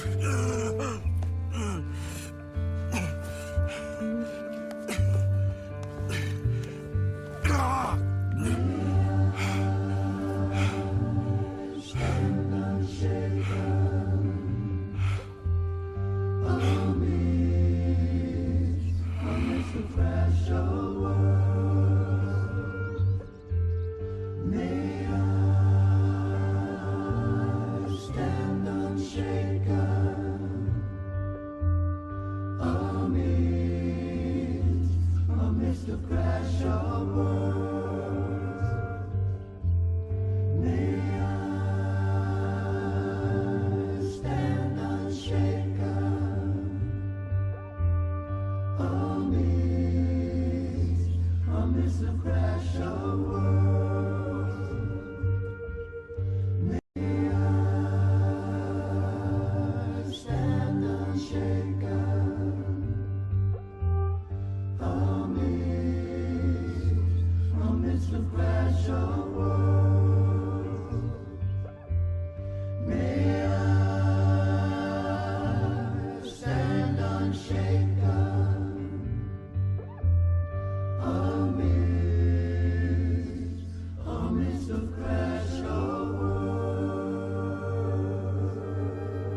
Red Dead Redemption 2 is special to me. It's the first and only game that brought me to tears, and I don't think I'll ever have memories relating to a game comparable to how this game made me feel in my first playthrough. Hell, even in my umpteenth playthrough, I still find myself invested in the story like I've never played it before. And despite the fact I know Arthur doesn't make it, Micah gets what's coming to him and Dutch turns on his own ideology, I still find myself being emotionally invested in each character's arc. From Sadie becoming a bounty hunter after seeing her old life be flipped upside down, to John becoming a family man after spending his time trying to avoid those same responsibilities, to Arthur's journey of getting his own redemption through trying to fix the wounds he created. Over the course of my life, I've played a lot of games. Some good, some bad. I've watched a lot of movies. But none of them came close to this game in terms of emotional attachment or enjoyment. And I think it'll be a long time before something hooks me in like the journey of the Van der Linde gang does again. Truly can't express the joy this game has brought me over the years, whether it be riding alone as Arthur or John, or even playing the lackluster online mode with friends.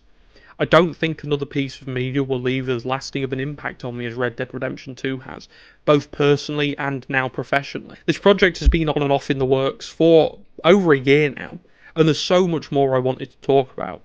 Dutch, Micah, Sadie, the side content, and hundreds of other things, but due to time constraints that just wasn't possible. But nonetheless, I'm so happy and grateful to have been able to make it, and especially as my final project for college.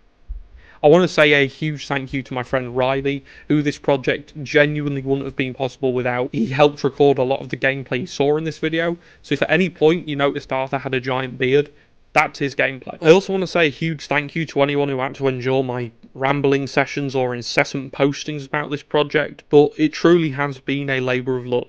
A final hurrah for this chapter of my life before I hopefully move on to bigger and better things.